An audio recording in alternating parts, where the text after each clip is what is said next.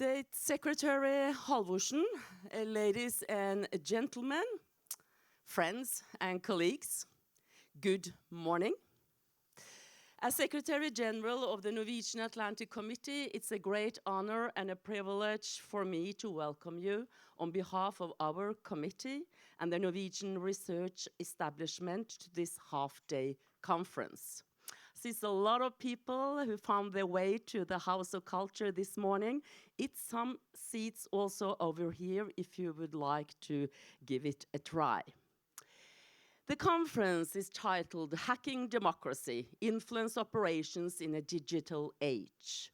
Over the last few years, influence operations and the spread of propaganda and disinformation has become frequently used techniques to achieve strategic goals and objectives.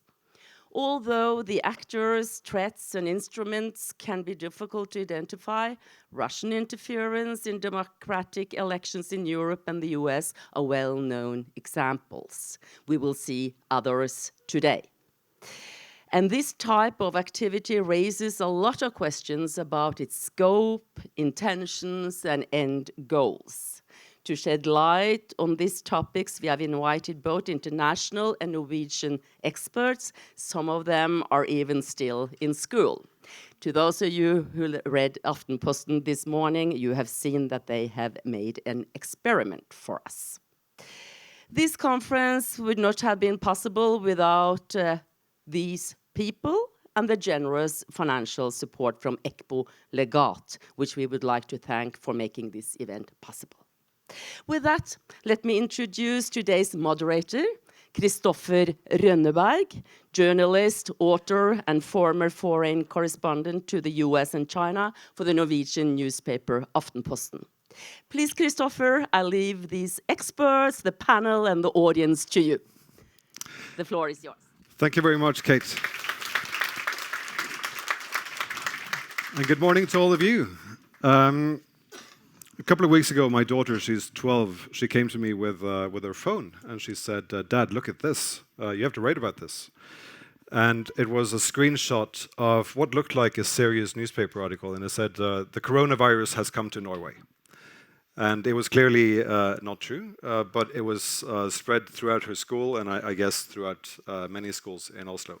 It happens that easily. It looks serious, they don't check it, and suddenly it's an established truth.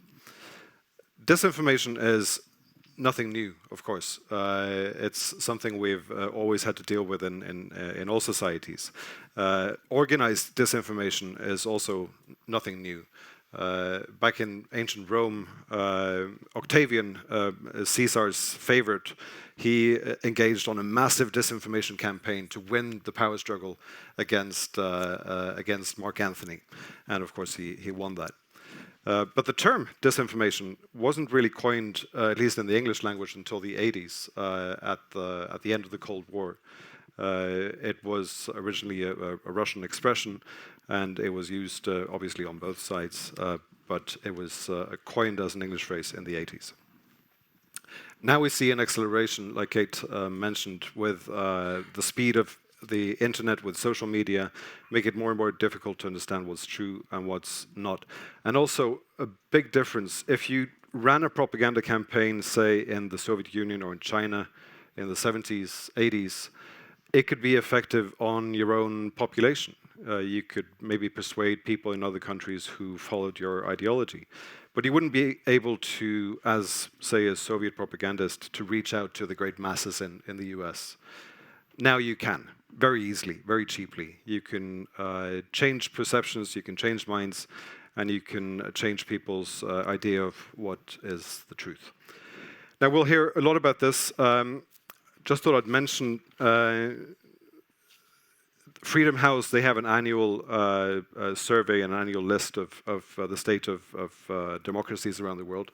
They also make a list of the state of internet freedom.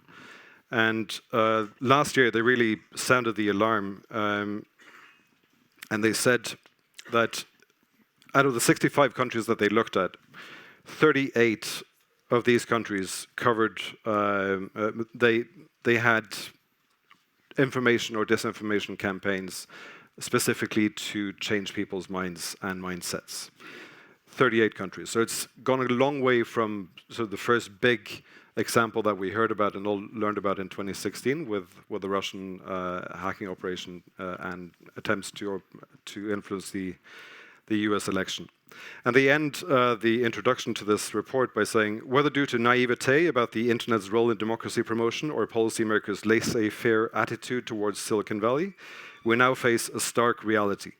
The future of internet freedom rests on our ability to fix social media. And that's what we're going to hear about today. And first out is a representative of the state itself, Mr. State Secretary Audun Halvorsen from the Norwegian Foreign Ministry. Please welcome.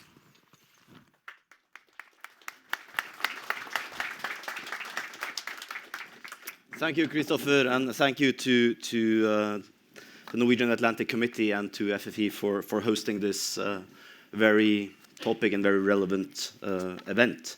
I have to admit that my being here today is actually the result of a very effective influence campaign by my good friend Eskil Sivertsen from FFE.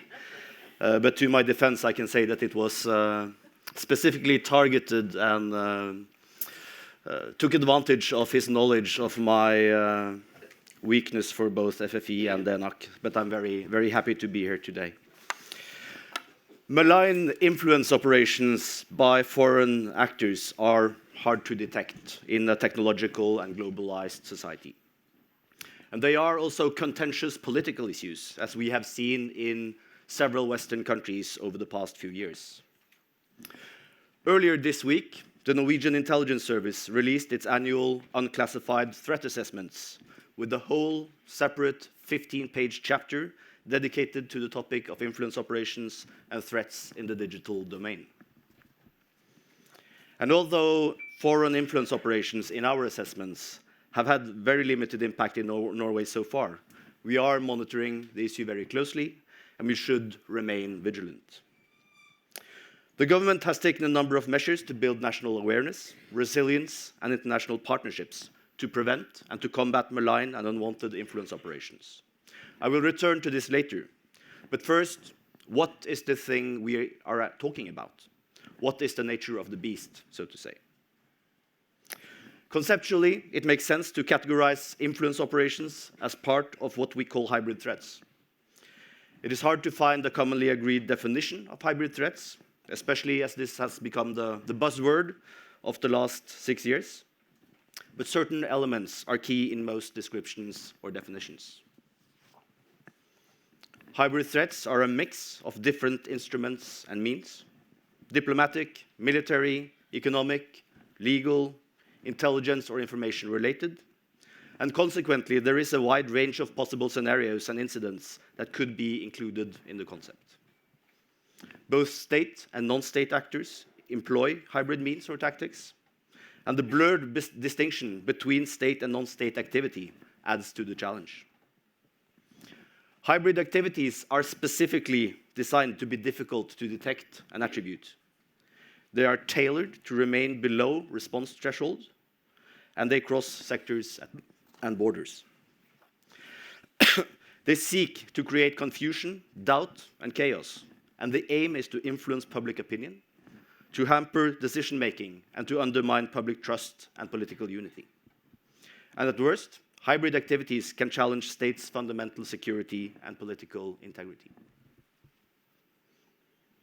As Christopher also illustrated, hybrid activities and influence operations are not a new phenomenon in any way. Far from it. It has deep roots in military strategy and tactics. You've all read Sun Tzu, The Art of War. This is a key concept. Or take a look at modern Western history.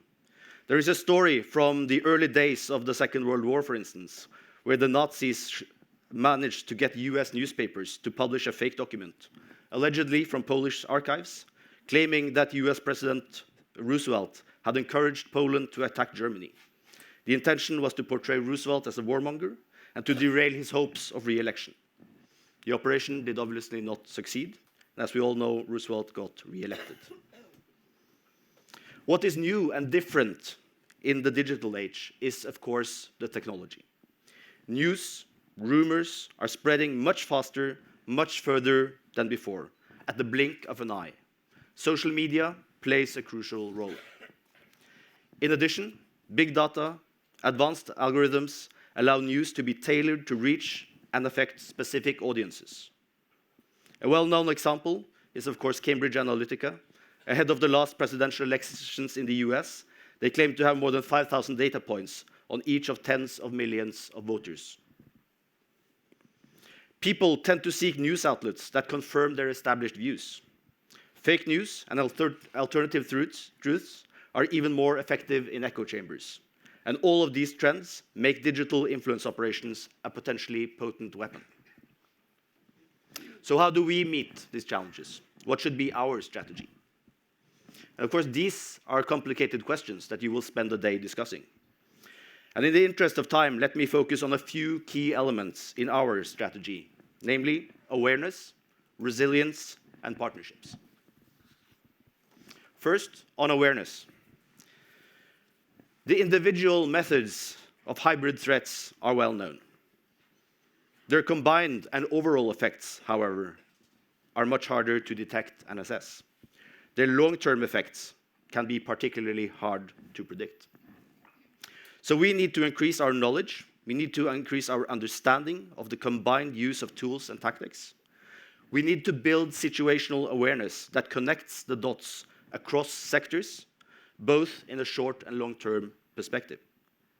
And we need to increase the awareness of all levels in our society, from the ordinary citizen to private businesses to government authorities and political decision makers. Cross-sectoral communication is crucial to connect the dots and be aware of the malicious activities. The Norwegian government has implemented interministerial plans and put in place structures and networks that address these issues. The structures also include private businesses, organizations, and local actors. Norway's awareness has increased as a result of these measures. Second, we need to strengthen our resilience. Of course, this is particularly important before, during, and after key political events, such as elections. Last fall, a number of ministries, the Directorate of Elections, the Director for Civil Protection and Emergency Planning, the Norwegian Intelligence Service, the Norwegian Police Security Service, the Norwegian National Security Authority, and the Norwegian Media Authority all worked together in a cross-sectorial awareness campaign. The aim was to counter any undue interference during the execution of our municipal and county council elections. And we will continue that effort in preparation for next year's parliamentary elections. Making our society more resilient to hybrid threats is an important priority for the government. Not only do we monitor developments and trends, but we also take concrete measures that strengthen our resilience. In 2019, we launched a new national strategy for digital security. The aim is to have a common basis for handling digital security challenges across sectors and with extensive public-private cooperation. One of the measures of the strategy is the establishment of the National Cybersecurity Center. The center will help protect basic national functions, public administration, and private businesses from digital attacks. The government has also established a National Cybercrime Center. The center has an important role in preventing, combating, and investigating crime online. The establishment of these institutions, one for the security authorities, one for the police, is a major national boost for the work on handling digital security challenges. Hybrid activities are specifically designed to exploit our national vulnerabilities. We might not be able to stop the threats, but we can improve our ability to detect, identify, and handle them as they occur, and bolster the resilience of our population, our infrastructure, and our institutions. Public-private cooperation matters, not only because private companies can be targets of hybrid threats, but because they are key in detecting, identifying, and responding to such threats.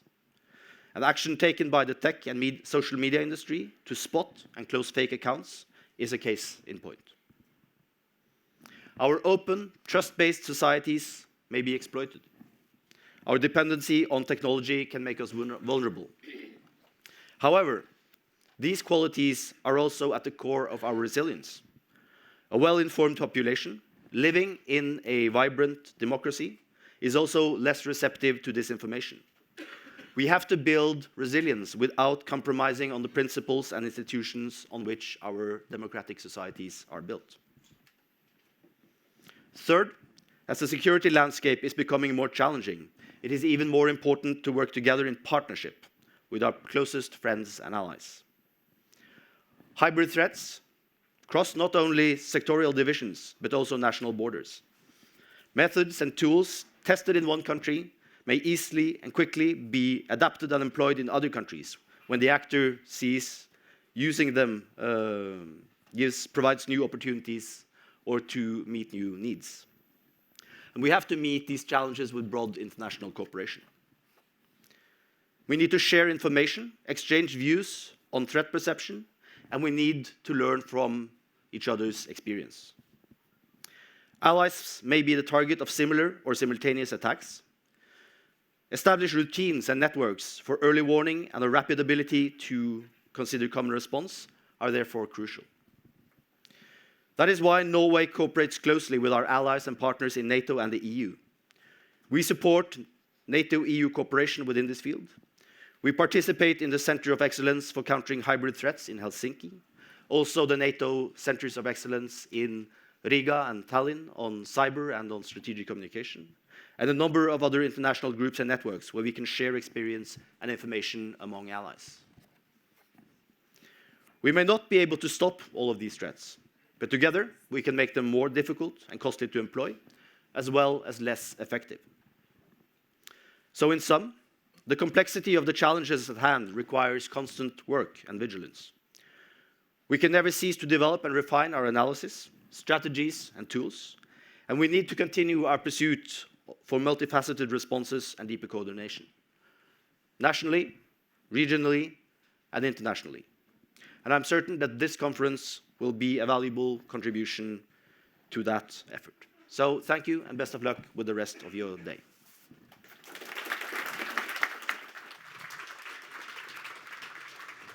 Thank you, State Secretary. I forgot to mention some practical issues. So the emergency exits are here. Also, there will be lunch at around 11:30, and that will be after our first speakers and a short panel debate. So when you listen to people throughout this day, keep in your mind if you have any questions, there will be opportunities later in the day to ask those questions to the panel. Now, the next speaker will deal with, shall we say, a concrete scenario for how we can experience misinformation in the form of a campaign. He is not only well-spoken and well-dressed and good with as a PR officer, as you could all see on TV this morning. He is also very experienced. He's an experienced speechwriter at the Ministry of Foreign Affairs and the Ministry of Defense. He has been an active duty soldier engaged in working with PSYOPs operations and has extensive experience in dealing with some of the issues that we'll be talking about today. So, to hear a scenario about how this can look, please welcome to the stage Mr. Eskil Sivertsen.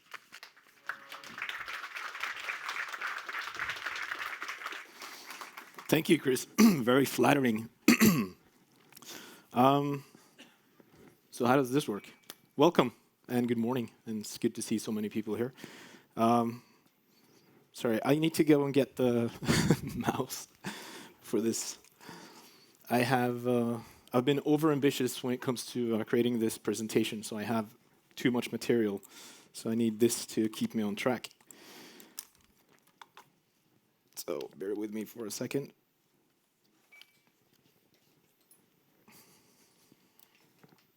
There we go. So, thank you again. At FFI, one of the things that we do is develop scenarios for our government and our military to wargame in order to be better prepared for a variety of different situations. And I'm going to show you one of these scenarios today. It's been simplified for this event, and it's fictitious. I want to stress that. This is fictitious. This is only meant to serve as an example of what it can look like if a foreign state, in this case Russia, decides to conduct an influence operation to create favorable conditions for their own strategic goals against Norway, in this case. Throughout the scenario, I'll show you material from the press, social media. Some we have created, some are manipulated, and some are real but placed in the context of this scenario.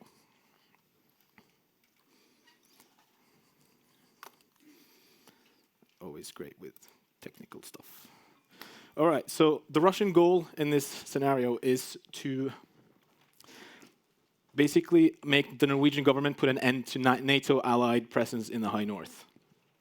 And their strategy is to gradually create a tense situation over a period of about 2 years, culminating with a major NATO exercise in the High North called Allied Shield. And of course, the Norwegian authorities don't know this. That's one of the things with influence operations. We don't know what's going on necessarily, but now you do, and you know what's coming. So the Russian authorities begin by issuing formal objections to NATO activity in northern Norway. The tone is very professional. The message is carefully crafted to portray Russia's concerns as legitimate and Norway's defense policy in the north as overly aggressive. The Russian embassy places op-eds in leading Norwegian newspapers calling for dialogue, and this is of course supported and amplified by social media engagement. This is a real op-ed from a couple of weeks ago. So what begins as a seemingly normal public debate in the media gradually escalates in the social media over the course of 30 months. Now, for the sake of this presentation, I need to escalate things quickly. Is anyone really good at PowerPoint here so I can see see my script? Oh, I did. You're the savior. How do I scroll this down? Oh, there it comes. Now I feel like my dad. So remember, the following takes place over the course of basically more than 2 years. So I'm going to go through it quickly. We're going to see a variety of memes after a while being spread in social media.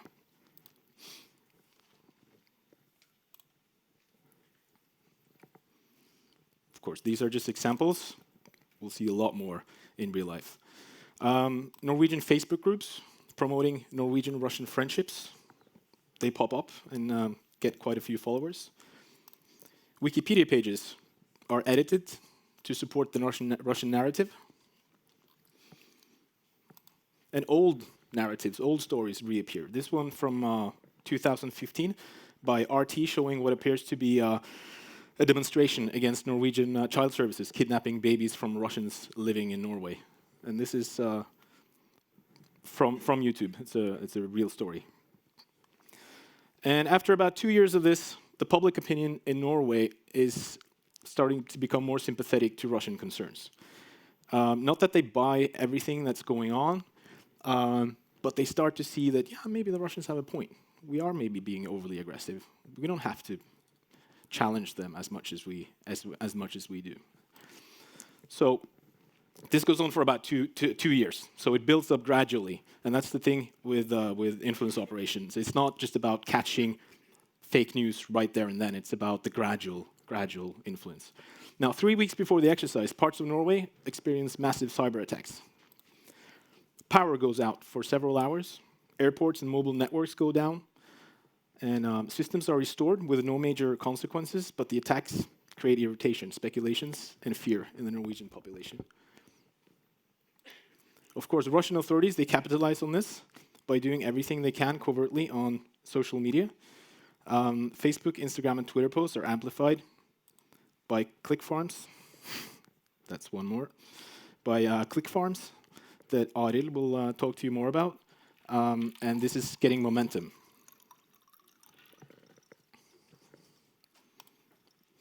The Norwegian National Security Authority, NSM, they have identified some of the IP addresses used in this attack. 2 of them they can track to Russia. Of course, the Norwegian media has a field day with this, speculating on whether or not the cyber attacks are a form of Russian warning, or a threat as to what is to come and what should we expect if Norway hosts the large NATO exercise Allied Shield. The Russian embassy in Oslo issues a statement denying any involvement,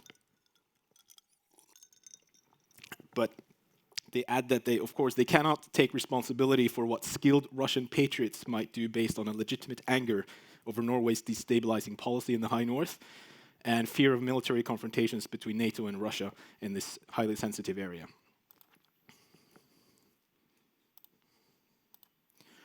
The embassy also starts making fun of what they call an unfounded Norwegian paranoia, and they need to blame everything on the Russians. This is a real example from the Russian embassy in the UK in 2017, just to show you that we're not making this up. Of course, this is engaging stuff. Commercial fake news websites start to create content because they do that to make money, and they push this out on social media, referencing these events to make money. So we're 1 week before the exercise begins. Russian state-controlled media, including the international outlets, begin their heavy coverage. The situation is now beginning quite tense, and Russian authorities blame it on Norway's reckless defense policy. A popular narrative that Russia is trying to get people to buy into is that Norway is a puppet for the American anti-Russian agenda, and that this is clearly not in Norway's best interest. The Russian foreign minister says he's very sorry to see that Norway chooses to continue this reckless policy, knowing full well that this is creating anger and concern both in Russia and in Norway. We see anti-NATO demonstrations popping up, with a major one in front of the parliament in Oslo. This is a real illustration from the exercise Trident Juncture in 2018, where we also see Russian media airing interviews of Norwegians on the street expressing great concern over the upcoming exercise and NATO's aggression, as they call it. The interviews reach a wide audience through social media and lead to the establishment of a Facebook group called Stop Exercise Allied Shield. And this group quickly gains over 100,000 members in an afternoon. Goes like that. This story is, of course, heavily promoted by Russian media and troll factories, helping it spread to media outlets around the world. This is a real story put into this context. And just examples, illustrations to see. So the dynamic here is that you have a lot of news outlets and they need to produce things quickly. So it's easier to get things on its excuse me. Now, polls in NATO countries show falling support for NATO's policy in the High North and a growing understanding for Russians' concerns in Norway. An increasing number of people say that they think NATO is to blame for the tense situation and that it is unwise to host such a large NATO exercise so close to the Russian border. Now we're 2 days before the exercise begins.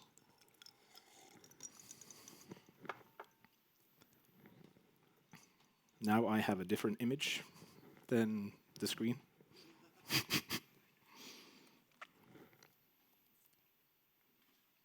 It's not working. Anyone?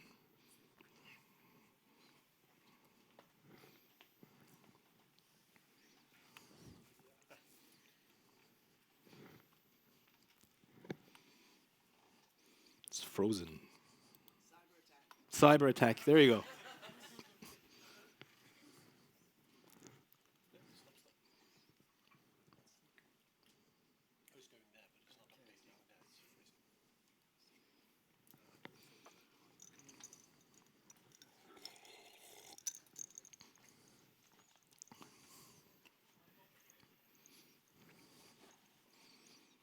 Maybe this is a cyber attack.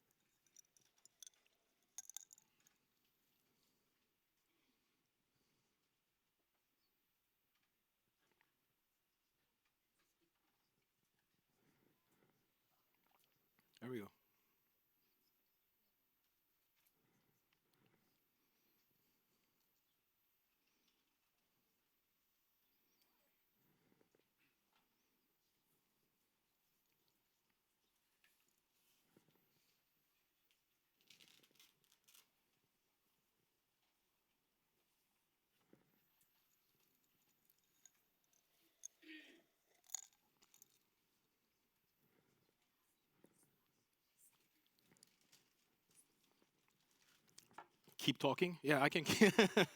Sorry, I'm keeping calm. I'm not carrying on. That's what I'm doing now. Yeah, no, I can keep talking. I just want to get back to this because it's a story that I really want to tell, and I need the script to do it. But if we can't get it to work, I'll have to talk you through it, which is a shame because I really want to show you some of the. There we go. Now we're going too far. Go. It's, it's just the one slide? Okay. All right. So. Could, so what happens now if I click? Because now this is. There are two different. Once you get back to this point, it will start displaying properly. But for here, it's just not going to display the image. I think it's a bug with the software. Okay, that's a shame. Ignore this. That's a bad image to put up there, by the way, to just leave you there. But I'll quickly catch up to this point. 2 days before the exercise begins, 2 French Rafale fighter jets carry out a training mission. They take off from Bonac Airport to carry out a reconnaissance mission in connection with the exercise. Now, Russian state media reports that exercise Allied Shield will include nuclear weapons training because Rafale aircraft have this capability. Of course, this is not true. And the NATO Public Affairs Office tries to explain that there are different versions of this plane. You have the A, B, and the N version, and blah blah blah. But but of course, this drowns in the noise of the story of nuclear weapons, which is much sexier than NATO's response.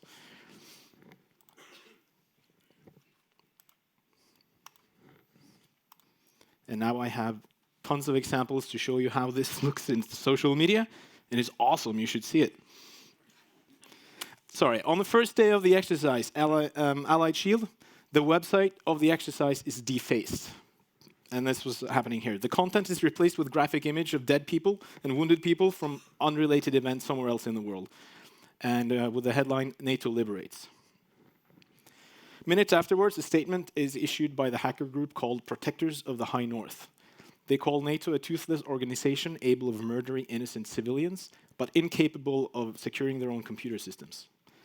Now, this site is quickly restored, but the hacking leaves a really bad impression, and it makes NATO look bad. It's embarrassing, and this creates major headlines. Now we see bots are used to amplify and spread both fake and real stories on NATO's embarrassment. This topic is trending so strongly that mainstream journalists are now pushing out news faster and with less fact-checking than usual. Social media is now setting the agenda in all news channels. And at this point, so much negative online material has been created. Remember, this has been going on for over 2 years. That when you Google Allied Shield, the first 5 to 6 hits that you get on your Google search are negative to NATO and pro-Russian narrative stories. On day 2 of the exercise, a German defense battery is placed on Banak Air Base. A spokesman for the Russian Air Force claims that this has the capability to shoot down Russian aircraft in Russian airspace, and that the Norwegian plan to lease 2 of these launchers from Germany will pose a significant and permanent threat against Russian bases. Now, this reinforces the impression that Russia is being threatened by NATO, an angle that is heavily promoted by state media, Russian state media, and social media amplifications. On day 3 of the exercise, the Russian intelligence vessel Bellamor claims a near collision with an emerged US nuclear submarine just outside of Norwegian waters, and they issue a dramatic video to prove it. Russia issues a formal protest to both the US and to Norway, and NATO rejects Russia's claim, saying that it was the Russian vessel's reckless navigation that brought it too close to the emerged submarine. Also, 2 Russian Sukhoi fighter jets passing just outside of Norwegian territorial waters claim to have been targeted by radar lock-on from NATO aircraft. And that's an action that indicates that an attack is imminent, hostile act in military terms. And now this pattern is repeated daily throughout the exercise. You see tweaking of news based on real stories and creating confusion as to what is really true, and mixed with social media. So reactions from Russians in and outside of Russia on social media are now mainly negative to Norway. The hashtag ungrateful Norwegians, referencing the liberation of Finnmark, is trending. In social media, it appears that many Norwegians, especially close to the Russian border, share this view, using the same hashtag. They have many Russian friends, and they're openly critical as to what they see as political ignorance from Oslo. So they see this development as extremely damaging to the close friendship and cross-border cooperation between Norwegians and Russians in the north. A spokesman for the Russian Ministry of Defense says on Russian TV that the problem is Norway's military, but that Norway doesn't have military command and control over NATO, and especially US forces operating in Norway. Now, this statement is received as a scandal by many Norwegian news outlets, and especially voiced by Norwegians in social media, despite the fact that this has been standard NATO policy for decades. Being as is may, the Norwegian Prime Minister is now forced to host a press conference about this, where she confirms that Allied forces in Norway during a conflict are not under Norwegian command. On day 7, 2 British fighter jets carrying cruise missiles take part in the exercise. The missiles have the ability to reach Russia. This prompts a harsh response from the Russian defense minister, who proclaims that Russia is now left with no other choice but to heighten its military readiness level and to increase the number of military aircraft on the Kola Peninsula. That same evening, the Norwegian public service broadcaster airs a report from Russian TV showing a large Russian army deployment to the Pechenga Valley, close to the Norwegian border. On the second to last day of the exercise, the Norwegian village of Lakselv suffers a major accident, or at least what looks like a major accident. What happens is a German truck carrying artillery ammunition explodes, killing 2 civilians and wounding many more, including children who happen to be nearby. The local community is devastated, of course, and this creates major headlines. So the truck had, minutes before this happened, the truck had been redirected because of a roadblock caused by a burning car. A deepfake video is released within an hour of what appears to be a smartphone recording showing a much bigger explosion with much more casualties than was reported. This goes viral, creating confusion as to what is actually true. Norwegian authorities are accused of covering up the issue, and this horrible event brings reality too close to home for a lot of people. They now feel unsafe. It will take time to investigate what happened and who is to blame, and several theories flood the internet. Regardless of whether this was an accident or a covert hostile act, as is being speculated, the sentiment in Norway now towards the exercise and NATO presence in the north is now largely negative. People have had it. The Norwegian government decides to cancel the 2 remaining days of the exercise. And this is almost done. Opposition to NATO allied activity in the north is now a major political issue. Political parties gearing up for next year's parliamentary elections are forced to have an opinion on this, and it is quite clear which position is more likely to win the popular vote. This was the scenario. It's completely fictitious. It's our way of looking at, of describing what an influence operation may look like, so that you see a context and not just the bits of fake news and things like that in between. But the methods and how they operate is based on real life and facts. Thank you.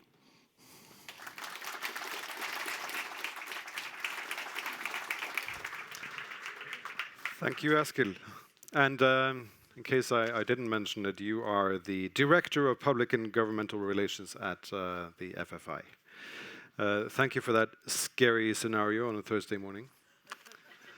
Now, we're almost on time, but I just wanted to mention that if we do sort of go a bit outside of the schedule, we have the room until 2 or so. So if you have plans between 1:40 and 2, cancel them. Now, it's time for our keynote speaker. She is a Fulbright scholar. She was the first person to hold the position of, and I have to read this, computational social scientist in the US government. She's taught at the University of Washington and at the Evergreen State College in Washington State, and she is probably best known for her expertise in Russian information operations online. And we spoke last night, and it's very interesting to hear your thoughts about how these campaigns shape society and how society is shaped both by technology and the use of information, how technology can be used for good, in the sense of mobile phones in rural communities in poor countries, and how obviously it can be used for bad. And you summarized it like this, the need for building up a resistance against disinformation. You summarized it by saying it's all about defending democracy. Now, I've asked all the speakers today to give me an anecdote about one time they were tricked. It doesn't have to be a disinformation campaign. It can be anything. So the responses I've gotten have been very varied. Rebecca, you told me about a time, not when you were tricked, but when your dad was tricked. During a road trip when you were a kid with your siblings in the car, they were talking a lot. You were very quiet, reading a book. And in the midst of this quarreling between your siblings, one of them suddenly shouted out, "Where's Becky?" And you'd been so quiet throughout the whole road trip that your dad actually thought that he had left you behind at a gas station. So that was one time when your dad was tricked. And with that, Rebecca Goolsbee, please take the stage for the keynote speech.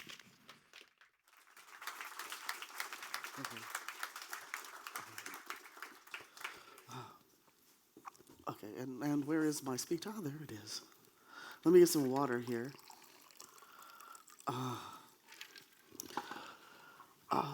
Let me see, here we go. Next one, do I hit down? There we go.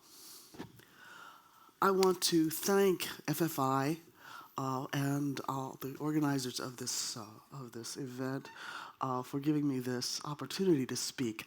I don't get a lot of opportunities to speak in public because I'm a defense scientist, and most of the time I'm talking to generals and admirals and military members and trying to explain to them the world, the strange new world of social media. I have been extremely privileged to work with NATO. And I currently am involved in something called a research technology group with FFI, DSTL, the Brits. I forgot to put on DRDC, Canada, DSO from Singapore, TNO. We are all in this one group. And what's been great about this is that it took the research that we did in our small little group and expanded it and put it on steroids and really did help us to understand all of this, what's going on, at a much faster pace. My goals today are to introduce to you the idea of cyber social science, okay? And I want to explain to you that cyber social science has taught us a great deal about what I first started studying back in the 80s, bad behavior on the internet. Yes, I have been studying this for that long. A friend of mine calls me the world's oldest digital native. I want to explain to you why cyber social science is critical to peace and security, and unpack the ideas that our NATO Research Technology Group and our work with NATO helped us to do, which was to formulate new ideas about information maneuvers, cyber social attack, and narrative landmines. And I'm going to do one more thing. Now, I am an anthropologist by training. Okay? I was given the role of computational social scientist because what I was doing was about this new field called computational social science, which combines computer science and social science together. And I consider myself a cyber anthropologist. I study human behavior on the internet. I am one of the last students of the last student of Franz Boas, who also taught Margaret Mead, and that has been a great inspiration to me in my work. The Sociological Imagination, which was a book by, I think, C. Wright Mills, talked about making the familiar strange and the strange familiar. There is nothing stranger than the internet. That was the strangest place that I could find, and as a young graduate student, I became fascinated with it. Now, in computational social science, we combine computer science and social science, and mostly we create models. We do a lot of work in social network analysis, and it's a young science. It's about 20 years old, and it does have canonical texts and techniques. But cyber social science is just being born. Okay? It's the study of human behavior mediated through computers and that strange things that happen to us when we have this anonymity and this ability to reach and this ability to be empowered with information, what it does to our identity, our psyche, our social relationships. It's too new to have a canon or established body of work, whereas I think you can get PhD in computational social science in 4 universities in the world. There's not even an undergraduate department in cyber social science. This includes all the questions we have today about disinformation, social cyber attack, self-radicalization. But I want to talk to you a little bit today about Trident Juncture 18. Trident Juncture 18, we've been working with NATO for quite some time, developing our ideas and our concepts with our colleagues across NATO. And US and Canada put together a technical demonstration for Trident Juncture 18 to help to validate some of the ideas and concepts about cyber social science and influence operations. It helps us to greatly improve our understanding of the science and the operational constraints, and it strengthens relationships of trust and knowledge. We were greatly enriched by all the discussions we had with operators, with other scientists. And we created a information environment schema called OODA loop, in which we use today to teach our military actors, but also other scientists, about how we do information environment assessment. Now, we talked, one of the previous speakers talked about the problem of hybrid threats. There's another word going around which is kind of interesting, and it's an argument about whether it's a good term or a bad term, but I thought it was an interesting term. And that term is sharp power. It's a form of power used by autocratic, authoritarian nation states, Iran, North Korea, a lot of them, to manipulate the institutions, the governing processes such as elections, media culture, and media, because of redundancy, to undermine the rule of law, the political will, and the social trust, particularly of Western constitution-based nation states. Information warfare is a big part of this. How do we get past this? Usually when we're at these things, we hear all of this stuff, right? And at the end of it, we're all demoralized. There's nothing we can do. We're helpless. We need to have, less constraints and do to them what they're doing to us. All of these emotional reactions to this problem. And I'm here to tell you, malarkey. Our strengths are our strengths. And these autocratic governments wish they had what we have. They are trying, when I first started with NATO, I had to explain to them, you can't do it the way you think. Because what they're trying to do is, we have held Western democracies positions of social trust and reputation. And that social trust and reputation is our strength. What they want us to do is get caught doing bad things just like they're doing. The Russian idea is saying that Westerners lie, and they lie about lying, but you should trust the Russians more because we're at least honest about the fact that we lie all the time. And so if we get caught in a lie, then see, we told you so, and then they can take our position of trust. What we need to do, or the problem that we have, is that we need to create what a previous speaker said, community resilience. And what we need to be is anti-fragile. When you break your arm, then the bone grows back and it's stronger.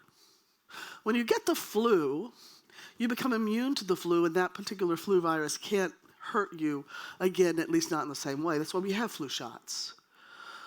Those are anti-fragile systems, and our democracies and our societies can also be anti-fragile. Social media itself can be toxifying. It can make you very sick. I often tell people that I'm like Madame Curie, okay? That I'm constantly being sickened by the thing that I study. All of us are. There's not a person in this room who, if you've been exposed to social media, you have taken in these brain germs that shape you and change you, at least for maybe even a few minutes. And we have to be careful about what we take into our bodies. But when I first started studying this, people were talking about social media as a good thing. It helped us in disaster response. It helped us in all of these ways. It promoted democracy. It created Arab Spring. And the cyber utopians thought it could do no wrong. But back in the 1990s, when I first started looking at this, I had a brand new baby, 1989, and my alt-rec parents group got invaded by the anti-vaxxers.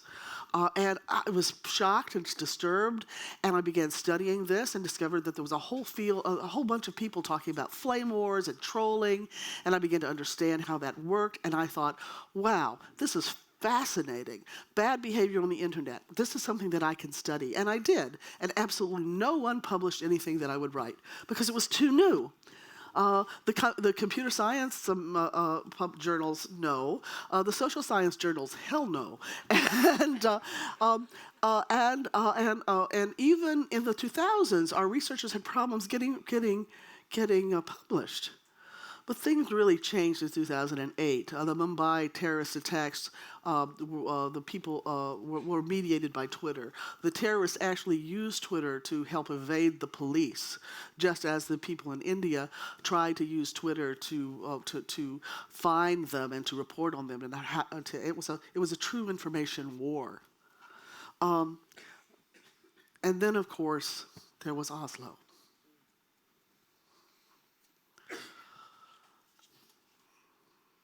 This was significant.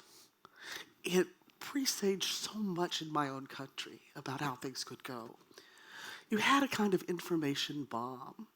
The man was highly influenced by blogs. He was self-radicalized. And by setting off the two bombs in Oslo, he created an information bomb. So in Oslo, the police, the hospitals, the whole city of Oslo was in a terrible state, hiding and distracting us from what was going to happen. 69 people died, the youngest 14. We have to think about that. In my own country, we began talking about narrative landmines, and we talk about those a lot these days. We have something called Pizzagate, in which somebody thought that Hillary Clinton had a pedophile ring in Comet Pizza in Alexandria, which is a city near where I live. And this fellow exemplified. He had gotten news from Alex Jones and Breitbart that told him this. And then he had gotten news from other blogs, other things that told him that. Things like Hillary Clinton is married to Bill Clinton, and Bill Clinton, we know, is a perv. Okay? And Anthony Weiner, she knows also Huma, his wife, he's a perv. And so this fellow put together all these different ideas from all these different conspiracy sites and convinced himself that there was a pedophilia ring in the basement of Comet Pizza. And he drove out there across several states with a gun and a knife and burst into the pizza parlor trying to find the basement and discovered there was no basement. Fortunately, nobody was hurt. The guy got 5 years, I think, but he never said he was crazy. He never tried to say temporary insanity because he said, quote unquote, the intelligence was just a little soft. And there are worse things. In Ukraine, the societies were divided against each other in group polarization efforts that turned neighbor against neighbor and caused some of the most horrific atrocities in the West today. This happens because message receivers put the pieces together in different ways, and this leads them to differences in perspectives, even when they accept the same pieces, which they may do. In my research, we started to talk about information maneuvers, the attempts to affect an audience's memory and stance. Because remember, in order to understand the disease, you got to understand the processes, okay? Then in 2012, I came up with this notion of social cyber attack, and I published on it in the Woodrow Wilson journal. It's the use of information in cyber environments to influence human beings as individuals and as groups and communities, to manipulate their perceptions, their emotions, their stances, and their opinions, to gain a strategic advantage, and this is the important part, using unethical, malign, and deceptive techniques, okay, to deceive, disrupt discourse, and promote harm. Up to gaining strategic advantage, that's all just, that's advertising as we know it today. Social cyber attack is when you obviate the norms. Amygdala hijack. You have a little organ in your brain called the amygdala. It's about the size of a walnut. And when you get emotionally overloaded, your body literally disconnects from your cerebral cortex, so that your brain can't actually function anymore. And as a result, it sets you up for disinformation. You only have two things. You can fight or you can flight. If you recall the beheading videos that were so awful, those beheading videos were so shocking that people just shared them because they had to discharge the information, the tension in their bodies somehow. It wasn't that all those people loved it, it's that many of them were just horrified, and this is the sort of thing. There are other kinds of social cyber attacks, friction attacks, making information more costly to find, flooding campaigns. We've seen these. And we came up with a set of ideas called the BEND approach, that you're going to hear about more in a bit. There are three critical concepts in the BEND approach. We have echo chambers, super spreaders, and super friends. Social cyber communities exist, and they can become natural echo chambers. Super spreaders are those people that have extraordinary reach, the influencers. Super friends you might not have heard of. These are the people who talk to you, the chat bots. They reply to you a lot. This is a technique that adversaries use quite a bit in order to develop groups. There's something called ADOS, that is African American groups that they try to defeat African American candidates in this last election. Now, the communities are large and they overlap. And they're also talking about similar projects. And some of them begin to have some influencers, of course, are amplified. Now, in a sharp power contest, you have the people begin to round people up and to make sure they amplify certain people that they like, people who are spreading, for example, horrible trolls, ordinary trolls, or ordinary homegrown trolls. In the Canadian elections, they picked particular people, and botnets just spread their tweets because they were constantly negative about the elections. We had to figure out how to study this. And to do that, we discovered that there were three levels to do this. You need to study the algorithms, the content, rhetoric, and social science. What happens is this. You can really begin to control, if you can set off these information bombs to the point where everyone is so confused that even good information is being rejected. And it's very difficult to calm the crowd because they are so much a part of it. So how do we make our communities and our nations resilient against these attacks? Now, this is really important. There are key vulnerabilities in these approaches. The first one is burnout. People will just get exhausted with rage and hate and anger. They will begin to tune out. Exposure, if you can expose what's going on early, then people can be shamed for falling for obvious frauds. Snopes.com, Kremlin Watch, EU versus are also good. Vigilance. If communities know what to look for, if they understand these processes, and we begin to understand these processes a bit more, then we need to engage their critical thinking to help make thinking fun. And to humor, for example, is often a really good antidote to this, to some of this. But we also have to remember that humor is double-edged, and so it can go either way. What are we looking for? We want our people and our society and our government to have operational mastery of the information environment. We want people to be able to understand the information environment, be able to choose courses of actions and make decisions, and we want to have conceptualized social trust with our crowds. Social trust, what I mean by that is when the Boston bombing occurred, the Boston police had already had a long-standing relationship. Every top cop in Boston had to tweet every single day, 26 cops. And it had to be on police matters, and it couldn't be junk stuff. And so it was things like where the roadblocks are, where radar traps are, things they did in the community. And so they had a huge following in Boston, even among people who were breaking into cars because they wanted to see where other people were breaking into cars. So when the Boston bombing occurred, Captain Daly said, the first thing I did was I picked up my BlackBerry to look at Twitter because I wanted to know what the crowd knew. I immediately began talking to my operations community, and I began sending out over the hashtag, we are stopping the race. We will start it shortly, because we had to deal with the crowd's worry, okay? And we gave them updates. We didn't have to approve this. We just kept updating the crowd. And so the socialized trust within the context of the Boston Marathon bombing was high and got higher. Bostonians are not known for liking the police, I want you to know. But they allowed the police unprecedented access and gave them unprecedented support because of their great trust that they had achieved, not just that day, not at that crisis, but they had achieved it through prolonged relationships with the crowd.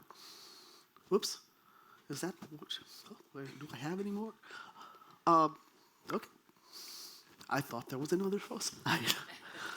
And that is really what we need to develop, is this contextualized social trust. As governments and as friends, yes, I see what's missing there. There is some missing slides there.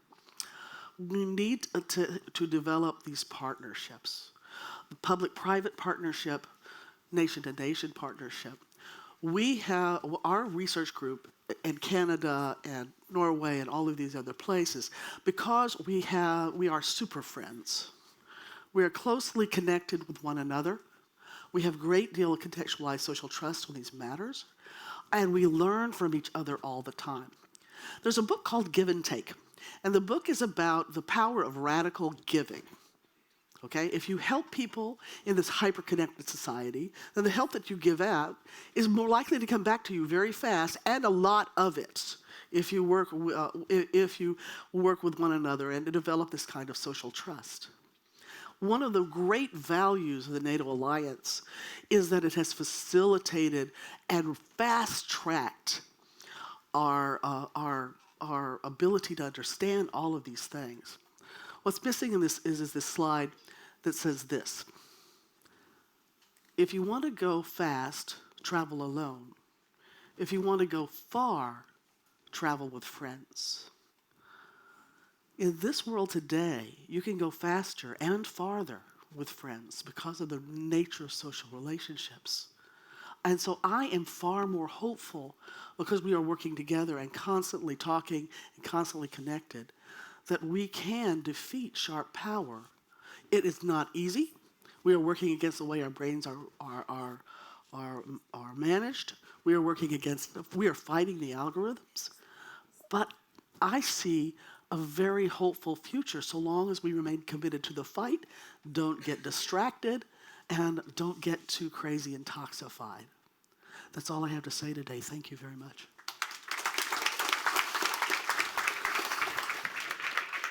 Thank you, Dr. Goolsbee.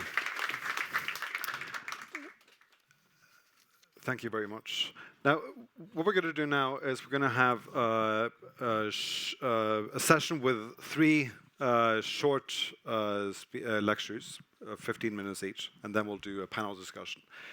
First up of the three is Rolf Fredheim. And I could pronounce that in Norwegian, and it would sound logical, Rolf Fredheim, and that's because you are half Norwegian. But you will be holding your talk in English. You're at the NATO Strategic Communication Center of Excellence in Riga, Latvia. And I asked you yesterday about the title of your talk, Bots, Trolls and Social Media Manipulation, Is It Getting Better Yet? And I asked you to elaborate, and you said, well, it's all there in the title. So we'll see what that means. And your anecdote, when I asked you one time you were tricked, you said, are you familiar with what Marmite is? I just wanted to forward that question. Are you all familiar with Marmite? If you aren't, you're very lucky. It's a yeast extract. I think it's a byproduct of beer production, and it's something to be avoided. But you, when you went to England one time, you were told that it was chocolate spread. And that's when you were tricked. So, Rolf Fredheim, please take the stage.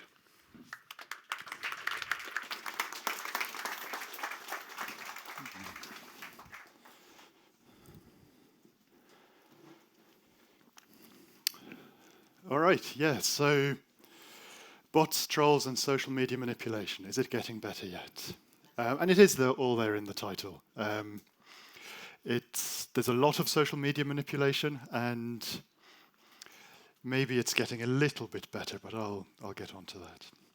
In the bottom row here, you can see the flags of the country at our center, and I just wanted to flag that Norway is not listed.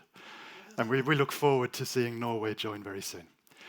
So this is what I was asked to cover, just briefly about the NATO Stratcom Center of Excellence in Riga, the trends in bot activity that we've seen through our quantitative studies, and also to touch on the question of attribution and whether that is even possible in this space. So the first thing we always have to talk about when introducing the center is that this is our building. If you think about NATO, this might not be the building that pops into mind, which is important to bear in mind. Sometimes we are NATO, sometimes we are not NATO. We're sort of a NATO think tank. Within the work of doctrine, education, and training, we do a lot of work for and through and with NATO headquarters in Brussels. Whereas when it comes to the research we publish, the experiments we do, the technical work I'm going to talk about today, we are most definitely not NATO, so I'm not speaking for Brussels or anybody else. And just very, very briefly about the organization, we have a bureaucracy where the member countries submit their requests, and then these gradually get distributed across the organization, and we work on an annual cycle, and then at the end of the year we hopefully deliver the research projects. So my branch is the technical branch. We function something like a hub between military and government, commercial spaces, and also academia. We have an expertise in the Middle East in countering violent extremism. We've just hired an expert in AI and using algorithms to understand pictures and videos. So we're looking at vulnerabilities in AI systems. And what I'll talk to you about today is the bulk of the work we do, different types of experiments on social media platforms. So, we published this report called Robotrolling, which tracks online manipulation over time. And we use AI to do that, or machine learning, if you will. This is a system where you teach computer algorithms to recognize certain behaviors or certain patterns, and then to automatically recognize them over time. Bots and trolls, but perhaps bots in particular, are exciting because they are fake citizens. So they manipulate democratic processes very fundamentally. And one of the trends that we've seen in the last few years is that there's more targeting involved in that manipulation. So bots explicitly go after central nodes in the network, if you like journalists or politicians, and particularly try to influence how they see the space. And then it's important to remember that if you're a politician and you're trying to understand what constituents think about a given question, posts from these accounts give fake feedback. So one of the things we're interested in is to look at how easy is it to manipulate that kind of fake feedback process, and are social media companies getting better at countering that? And we do that through this report, which we publish 4 times a year, and it looks at a very small set of social media space, specifically messaging about NATO in the 3 Baltic states and Poland. We use Twitter data because that's what's open and available these days. And we also work with Vkontakte data, which some of you in this room might be familiar with, I don't know. It's the most popular social network in Russia. Unlike Twitter, people actually use this platform, so it's quite an interesting space from that perspective. And if you're a data scientist or a programmer and you need some good data and Facebook is giving you nothing, VK gives you everything. It's an incredible source of information. So I just wanted to start briefly by introducing you to the first bot that we presented on when we started doing this work. This is Yana Filatova for Russian speakers. And she sadly doesn't tweet anymore. She was taken down by Twitter in 2017. But she's quite a good example of what a normal fake citizen might look like. And I wanted to show this one because this account is completely automated, and it's a sort of a bot for hire, you might call it. If you were trying to sell something and nobody was really buying your product, you might buy a dodgy service that would help you promote that. And then fake people like Jana might tweet about your wallpaper selling business or something. So quite a good way of detecting fake accounts used to be to do reverse Google image searches. In Jana's case, she's actually Nina, and this was just a stolen photo used to create her profile. And we found her because there was a huge group of all women, actually, tweeting about some sort of terror-related incident in the far east of Russia. This was just trending in Russian Twitter. One day I had to give a presentation about bots, and it was just the first thing that struck my Twitter feed. So this is what it looked like in about 2017. All of these accounts posted the exact same thing within about 2 minutes of each other. And one of the fun things is, I've given the example of Jana probably 20, 30, 50, I don't even know how many times in public in the past. And she's been deleted by Twitter, together with her friend Tatiana, who was the second one I started introducing. But all the other bots are doing just fine, which is kind of remarkable, because they're doing exactly the same thing, which says something about how Twitter have policed this platform. And this is not some sort of cherry-picked example that I found in 2020. This is the same slide from 2017, so really this is the picture. And I just wanted to show you Olga's Twitter feed from a few days ago, which I went and looked up. I'm protecting the privacy of these robots. So this is basically what it looks like. She's selling some sort of music service, download music on tunes.r.ws. WS is Western Samoa. She's also selling some service. I couldn't quite figure what it was, but it's an Instagram account. And then something to do with vinyl wallpaper as well, like I mentioned earlier on. But she's an example of how manipulation has actually changed, because in 2017, all these accounts, remember, were saying the same thing at the exact same moment in time. Whereas here, she is retweeting a post from January the 22nd on February the 10th.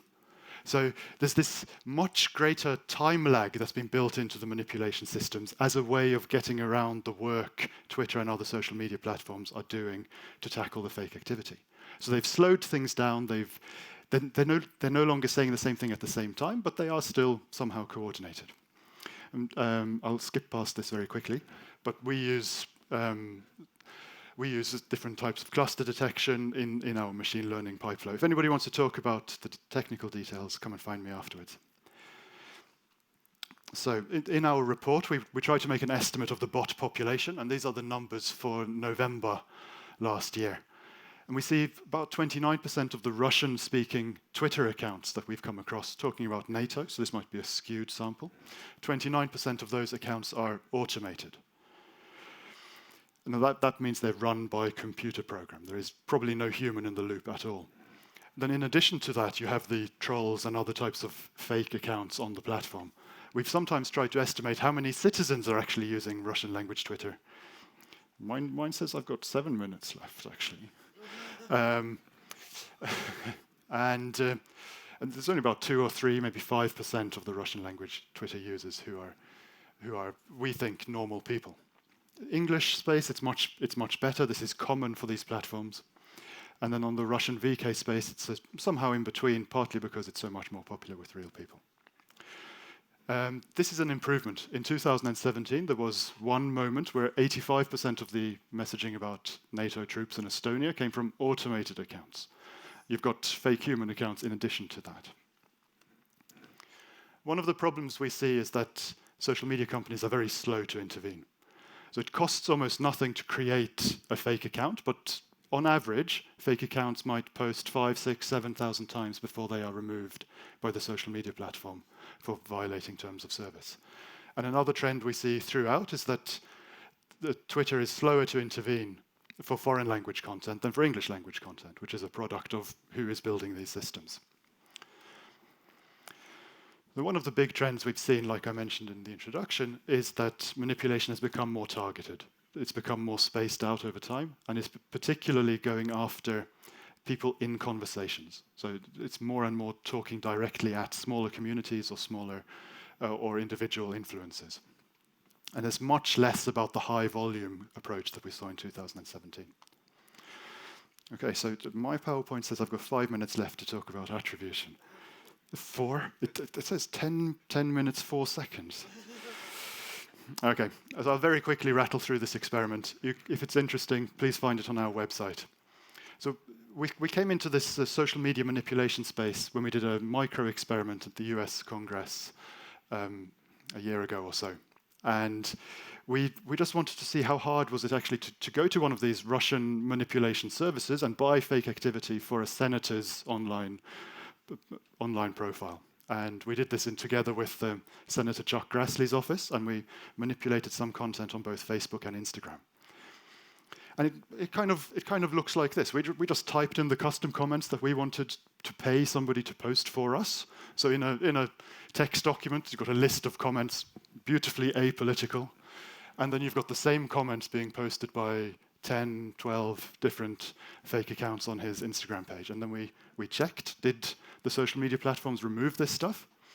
And no, they didn't. When we reported the users as fake, Instagram removed about half and Facebook did nothing at all until the day before the event when we visited their offices and said, you might want to look into this. They texted us at some point in the early morning saying they'd gone in and they thought they'd found all the posts. But we decided this was quite a good way of looking at attribution, because it's a way, okay, we don't know who was operating these accounts, but we know 100% for sure that these accounts are fake because we just purchased this service. So we published just recently a much bigger report, which I won't have time to say much about, that tries to assess the ability of social media platforms to combat inauthentic behavior on their platforms. And it does this systematically. And it comes off the back of the EU's code of practice that the social media platforms have signed up to. Specifically, Facebook, Google, and co. have agreed about the importance of intensifying and demonstrating the effectiveness of efforts to close fake accounts and introducing clear systems to mark bots so that people cannot confuse them with human interactions. And this is what the social media companies report in response to this action plan. Google says they've taken down millions of channels, Facebook disabled billions of accounts, and Twitter challenged millions of bot-like users. So this space is kind of complicated, right? On the one hand, our experiment shows we can do this, it's easy, it's cheap, nothing happens. On the other hand, the social media companies are saying, we're taking down billions of accounts, we are really doing lots. And so how do you kind of match up these two different views of the world? So for a 6-week period, we bought different types of fake engagements, comments, retweets, followers, etc., on 105 different posts by consent-giving politicians on Facebook, Instagram, Twitter, and YouTube. And we used a range of services. The Russian ones were the best, so we used those the most. But 11 of those Polish, German, French, and Italian social media manipulation service providers. One of the funny things is that this is a legal business. They pay their taxes, etc. So one of the minimums we should do is really regulate this industry. So in total, we bought 55,000 engagements for €300. And then we tracked which were the accounts that we saw active in response to this interaction. And we measured how much of it got through and what got blocked, and then when we reported the accounts as fake, what got eventually taken down as spam. And then we collected this all together and published it in the report. The headline findings are this, that after 4 weeks, 80% of the activity was still online. So that is, the systems, the platforms themselves have put in place failed to identify at least 80% of the content. So that was with us doing anything, just monitoring. Then we reported the accounts that we were able to identify, or a sample of them, because what happens if you try to report 20,000 accounts as fake, you yourself get banned as a fake account. So we had to just be a little bit selective with the interventions we made. And then we waited to see, did Facebook, Instagram, and co. respond to these reports. And after 3 weeks of waiting, 95% of the accounts that we reported as fake, these are ones that we are 100% certain are fake because we bought them, they were still online. So in the report, you can look this up. I'm finishing. We kind of measure the effectiveness of the different platforms according to different criteria. One of the takeaways here is that looking at the ability to block the creation of fake accounts, that's kind of a stupid measure of success in fighting manipulation. So we could imagine that we might build, let's say Aftenposten want to boost one of their popular daily podcasts or something, and they pay these accounts to share it on, or that they create a system of creating fake accounts on Facebook to share this podcast. And 95% of the accounts they create get blocked on creation. But in the end, they still have 10,000 accounts that they can use to promote their product. And Facebook can say, we blocked 200,000 accounts from being created. So it's kind of everybody's happy in this situation. But when it comes to removing the activity of these accounts, they are performing very badly. In some cases, even after accounts are removed, the stuff they did while they were alive is still all on the platform, the likes, the comments, etc. So we see that as problematic.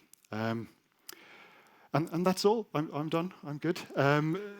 You can look at some of our reports on the website. Come and talk to me afterwards, etc. It's quite fun, some of the work we're doing. Thank you very much.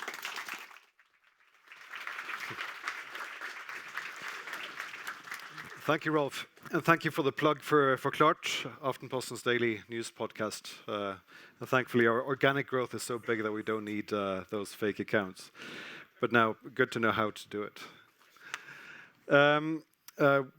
Many questions for you and for the rest of the panel. We'll get to that later. Our next speaker is Kathleen Carley. Where are you sitting? Oh, there you are. You're at the Carnegie Mellon University in Pittsburgh, Pennsylvania, one of the places in the United States that might seem cold even to people coming from Oslo in the wintertime.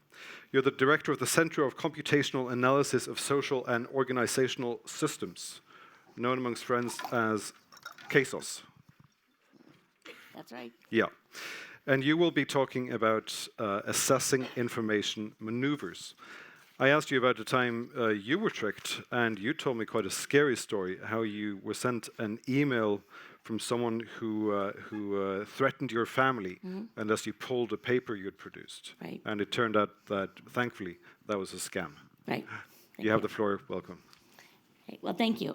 So thank you all for being here and for inviting me. I'm going to talk to you about influence campaigns in social media that are used to spread both disinformation and the lead-ups to that disinformation. As we talk about influence campaigns, the first important thing to recognize is how social media is organized. It is organized into these things called topic groups, which are groups of individuals who are more or less talking to each other and more or less talking about a similar issue. While we used to call these coffee klatches, now you've got the online topic group attending to the World Cup, or the people who can't get enough of the English royalty.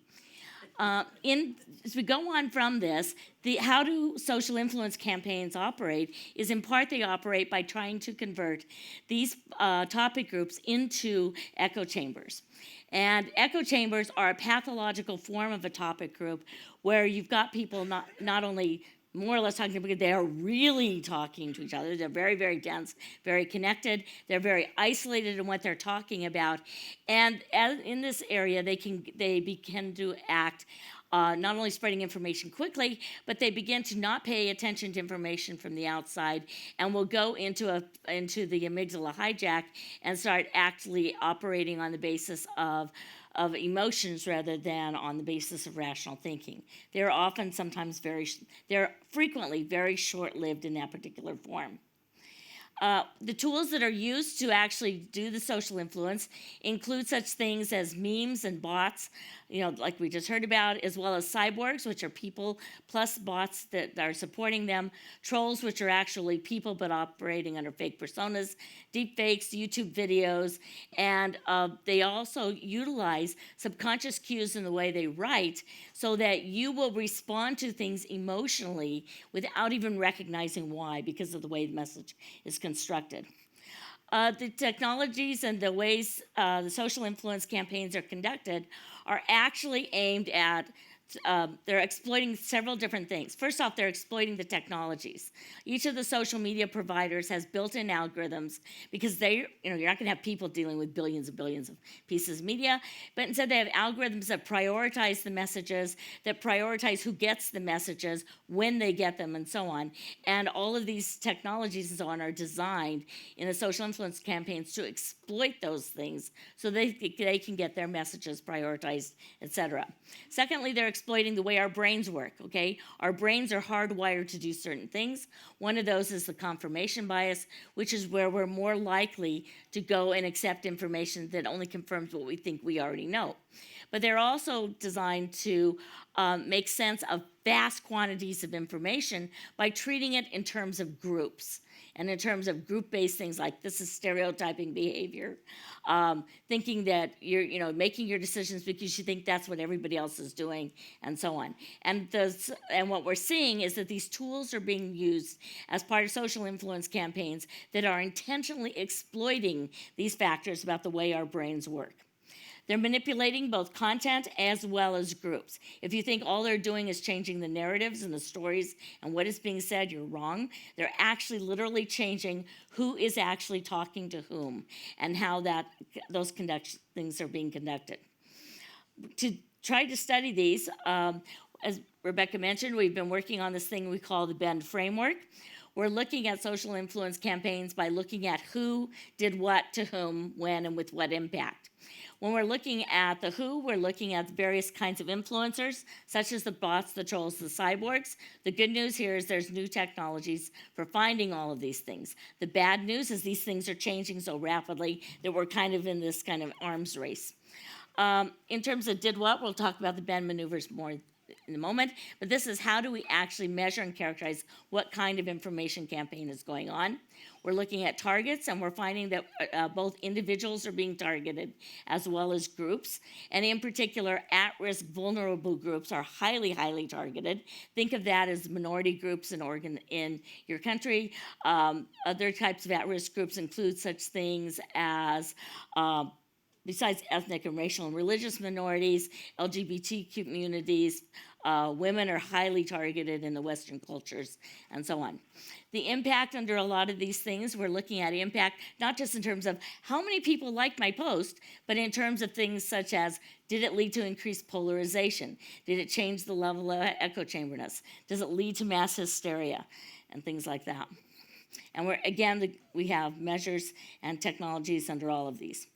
The BEND framework, BEND is simply an acronym standing for the 4 Ds, the 4 Es, the 4 Bs, and the 4 Ns of the information maneuvers. We earlier talked about disinformation as the term is coming from the Russians. In fact, some of the work that was set up in the early information warfare area was looking at information and influence campaigns in terms of what people call the 4 Ds. Those are the dismiss, distort, dismay, and distract. When we look at social media campaigns online, however, we find that a lot of these influence campaigns are actually using positive messaging, not this negative messaging. And so that's where the 4 Es came from, but they're also influencing the communities, both in positive and negative ways, either by building up the number of people who pay attention to a particular person, or nuking that person by removing or making ineffective all their followers, and so on. These are them in more detail about what the information ones for the narratives are.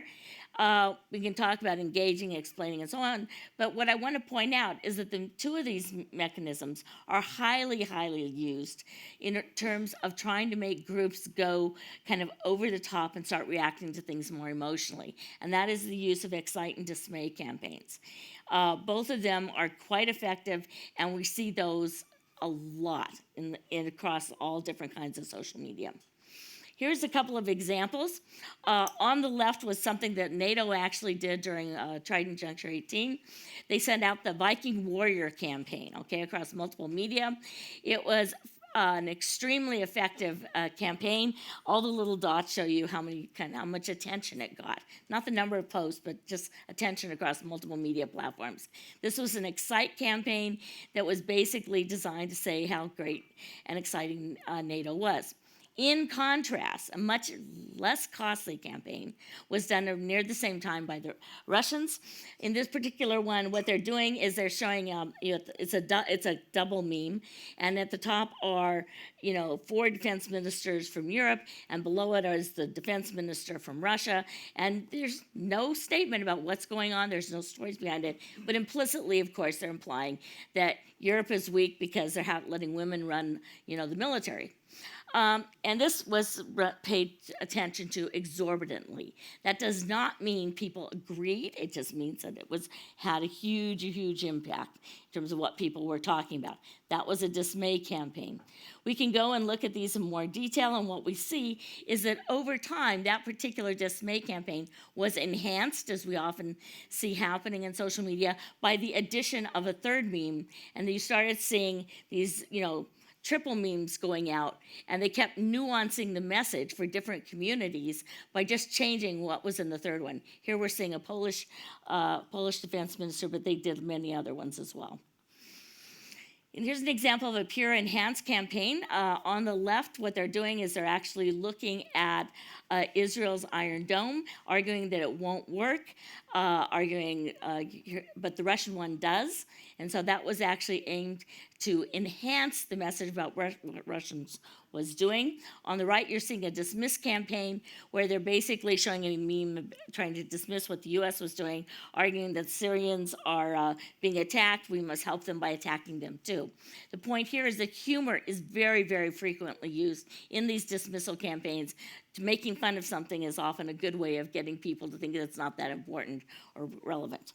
If we go back to the one with Israel, again, what it actually says is from the Russian Insider, again, is that Israel's Iron Dome air defense is a failure. Russia's system actually works.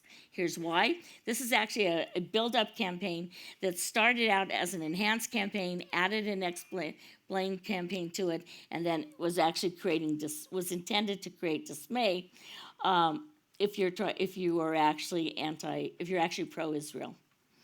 Okay, if we go on from there, these are the ones that manipulate communities, such as backing and neutralizing, which are aimed at the opinion leaders, and other things such as building and bridging and neglecting groups. So you can actually change groups. Here's an example. This was done during the Euromaidan with Ukraine. And what they did is there was a group of young men who liked to send out light porn pictures of women. They did not know each other, as far as we can tell. There was no evidence they had any knowledge of each other. Bots were brought in that started mentioning 2 or more of these guys and adding a picture. And that caused it to be prioritized if your name's in it, it's going to get prioritized to you. So now the young guys started to learn about each other, and they started to follow each other. And over time, this big group of young guys showed up, kind of built following each other. Once that was done, this bot then switched its messaging every now and then, so it was probably a cyborg telling them where to go and get guns and how to get involved in the Euromaidan revolution. On the right, what we have is a nuking campaign that was done prior to the last Trident Juncture event, where basically they covered Finland. Now, if this had been done during the event and you were capturing your data in a GOA, you would not have been able to, all you would have got of this if you were using the Twitter API, all you would have got was this coverage stuff. So it's like a denial of service attack in Twitter, but what's happening there is literally this mathematician was sending out tweets counting in Finnish from 0 to infinity. And you can actually blank out anything. I mean, this is very easy to do, anyone who, students do this all the time to hack other universities and so on. In the US, MIT always does it to Harvard over their space during the football game, for example. Bot intimidation campaigns can take many, many forms. And so sometimes you can actually hide something as another one. So there was actually an intimidation campaign aimed at Iona Craig, who is a freelance journalist in Yemen. She's Irish, trying to send out what's happening in Iran. And all of a sudden, the number of followers on her account just went way up. So it looked like she was getting a lot of backing. In point of fact, if you actually scroll down and look what those new people looked like, you would see that they were all sock puppets, all fake accounts, and they said increasingly obnoxious images, increasingly obnoxious statements associated, trying to condemn her by relation, She tried to get rid of them and soon realized she was spending more time getting rid of them than writing the news. And so she just quit doing it and just let them be. The point is, it takes way, way, way more time to get rid of these things than it does to create them in the first place. There are some standard practices. One standard practice is the polarization campaign. In this, you find a group that is pro and anti something, such as pro-vaccine, anti-vaccine. You also then, what you do is you, on one hand, you do a dismay campaign. The other one, you do an excite campaign. In both cases, you're boosting up key opinion leaders. You're also backing the group up. And that leads to an increase in echo chamberness in both of the groups and an increase in polarization. In the US and in Western Europe, this has been used in almost every single election. We see these things aimed again, anti-feminism, anti-LGBTQ, et cetera. We also see them in South America, where they're aimed at anti-feminism, anti-US, and anti-the liberal government. But in the Asia Pacific, it just doesn't seem to be what's happening. Instead, what we see happening in the Philippines, in Indonesia and Malaysia and Taiwan and Hong Kong and so on, is we see more of a pump-up strategy. What we see happening in those cases is that you get these bots and trolls, more trolls than bots, whereas the West is more bots than trolls. And they tend to operate in terms of support for pro-Chinese different candidates and politicians. They also tend to put out more pro-Chinese messaging. And there are also a significant amount of, at the same time, negative messaging about, to the other groups, about other issues. And so that leads to a change in the emotional response of the groups, leading to increased excitement in the pro-Chinese, pro-candidate groups, and a depression on the other side, in terms if you actually look at the response to it. Again, we've seen this happening in Philippines and Indonesia. It was the same exact pattern. Taiwan was just the opposite. And in Taiwan, the focus seemed to be more on increasing echo chamberness and increasing the things of the candidates who were anti-China, suggesting, of course, that this came from somewhere else. Attribution in these cases is extremely difficult. We cannot say that this is who this came from, but you have this very different pattern of activity. So if we rethink influence campaigns today, where point is it requires unprecedented speed, both in content and they affect both content and community. They employ emotional exploits. We think the band maneuvers can help. And there's already metrics to support this in some of our technologies. And of course, you can find out more in the slides that you have. Thank you.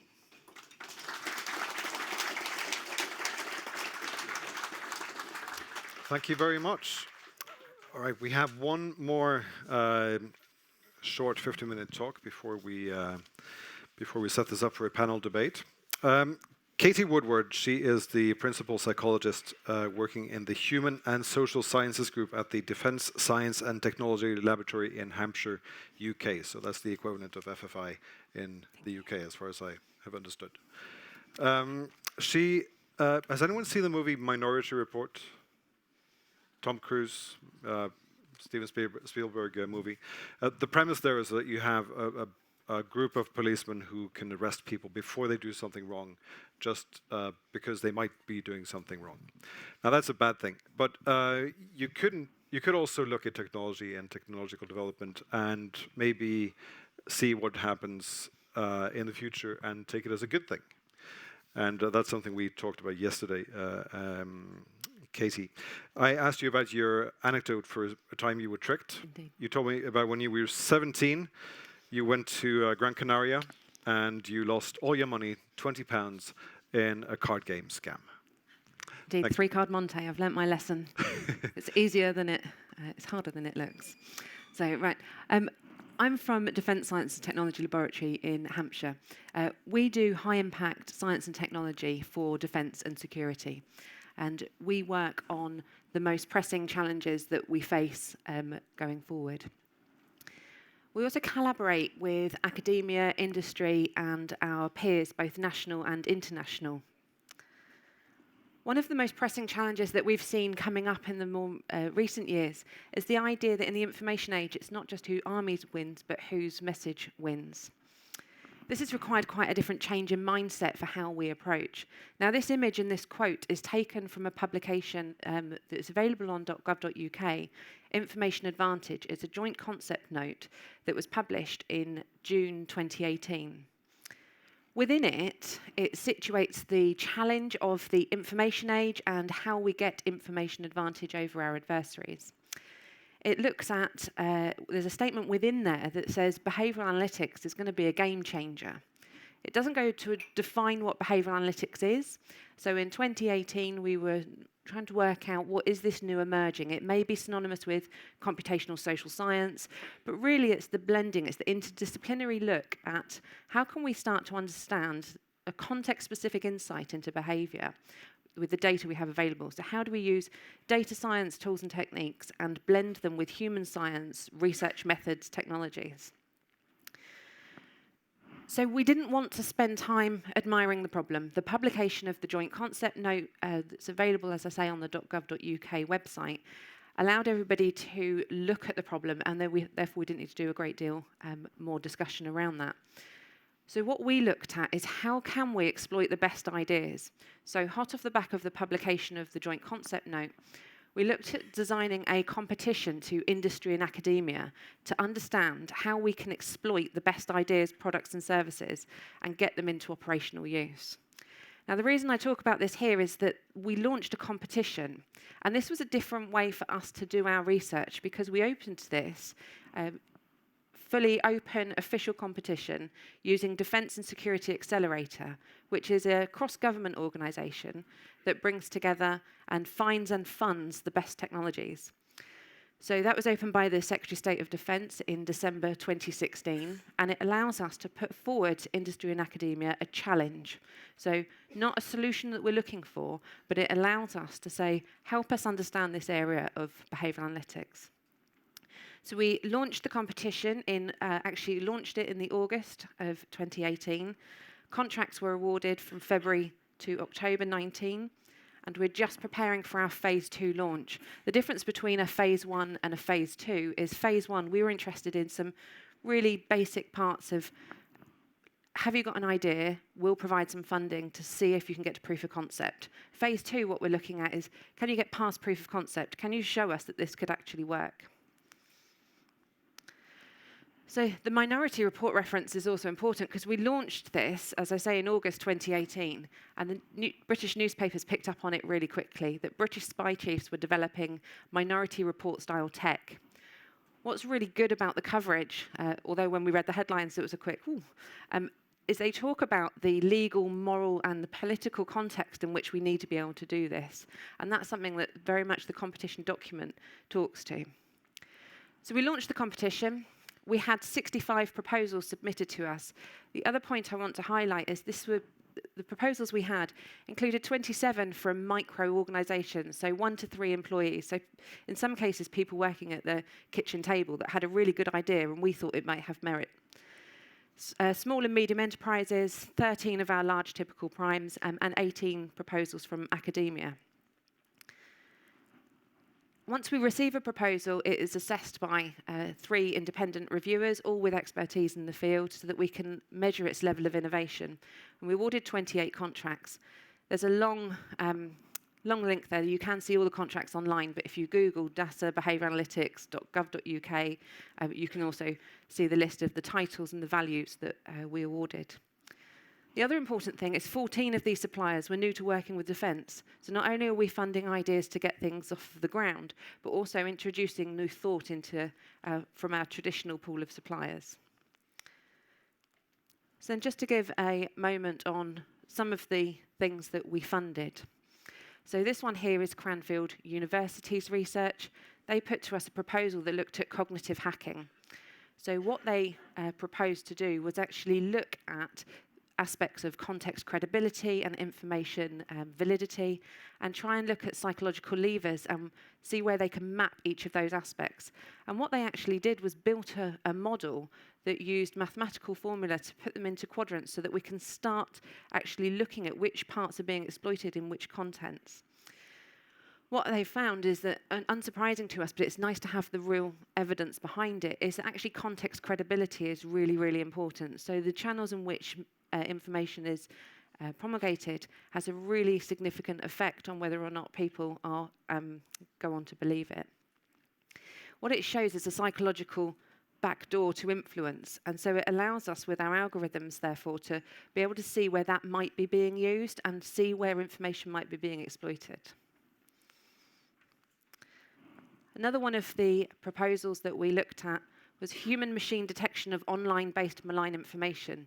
Now, when we launched this competition, we also launched it in the USA in Washington. And this company here is actually a US-based and also with a Europe office. What they looked at was, instead of looking at public theory-based analysis, they looked at lexical stance comparison technologies. And they looked particularly at the presidential elections and managed to come up with some formulas that were 71% effective at identifying trolls.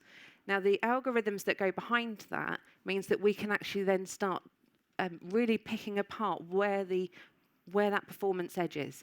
So where is it that we can see not just what people are saying, not just the sentiment of what people are saying, but with higher levels of confidence and prediction and accuracy, and start putting some figures around how confident we are, which is really important when you're working in a defence and security environment. You need to have that evidence behind what you do.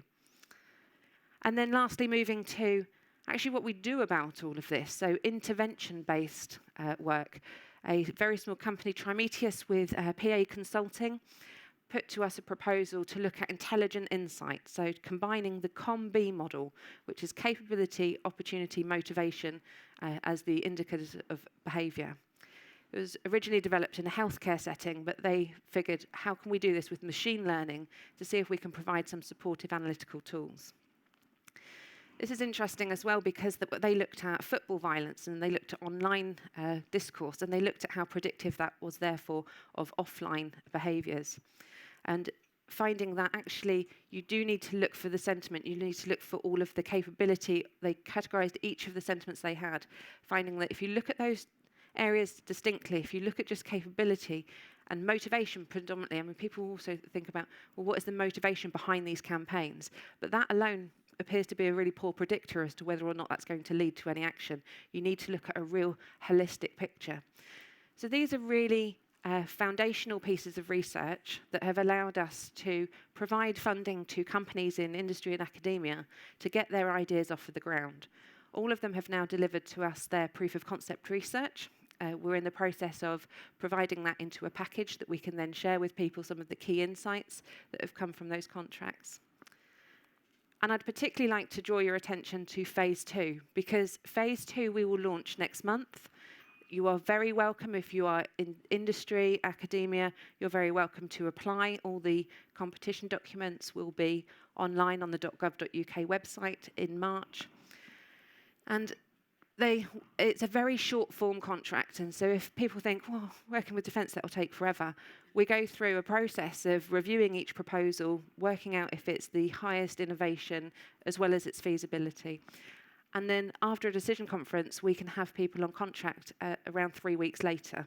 So it allows us to move much quicker. And that is also a key message to take, is that governments have previously been accused of working in closed environments, but we're increasingly looking to collaborate with industry, academia, and reinforce the relationships that we have with our international partners. So I'm very happy to talk to anybody else during the lunches if you'd like more specific details on either the contracts that we funded or the future phases of competition. Thank you. Thank you, Katie. Now, I'm lucky because I get to jump up and down on this stage, but I'm guessing that many of you might be feeling a bit that you have a need to move, maybe grab a cup of coffee, get some air. So I suggest that for 5-6 minutes, while we get the stage set for the panel, please just wander about and mingle.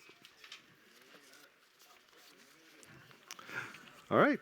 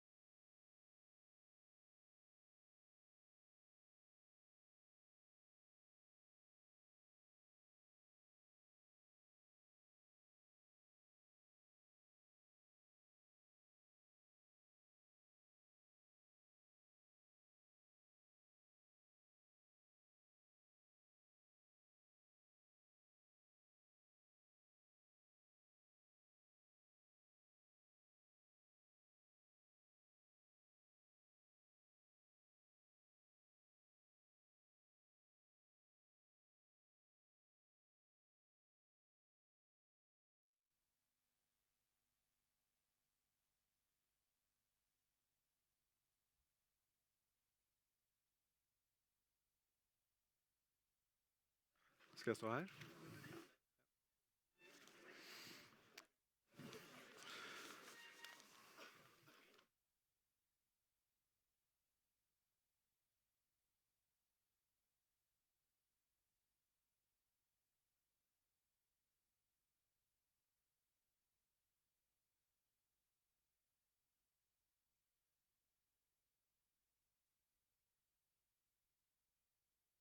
All right, well, welcome back. This will last for about half an hour or so, and then we'll have lunch. We're also going to do a Kahoot before lunch. For all of you who have done Kahoots before, you know how to do it. For those of you who don't know, there will be a screen with a PIN code that you'll need to input into your electronic devices. Oh, okay. It will be exciting, and we will have a winner. Now, I started off with a question from the introduction to the Freedom House report on internet freedom. How do we fix social media? And we've heard a lot of quite frightening descriptions of how social media needs fixing and what's wrong with it, and how much of it is fake news, bots, dangerous information. I get a report every week of my Twitter followers and unfollowers. Of course, the first number is much smaller than I would like. Ronneberg on Twitter. But I noticed on my unfollowers list, all but 2 of them were accounts that had been suspended or removed. So that indicates that they're either bots or they're spreading information in a way that is deemed unacceptable by Twitter. So, Rolf, I want to start with you. You said that reporting these problems to especially Facebook hasn't been very effective. So what's the next step? How do we move beyond that in an attempt to fix social media?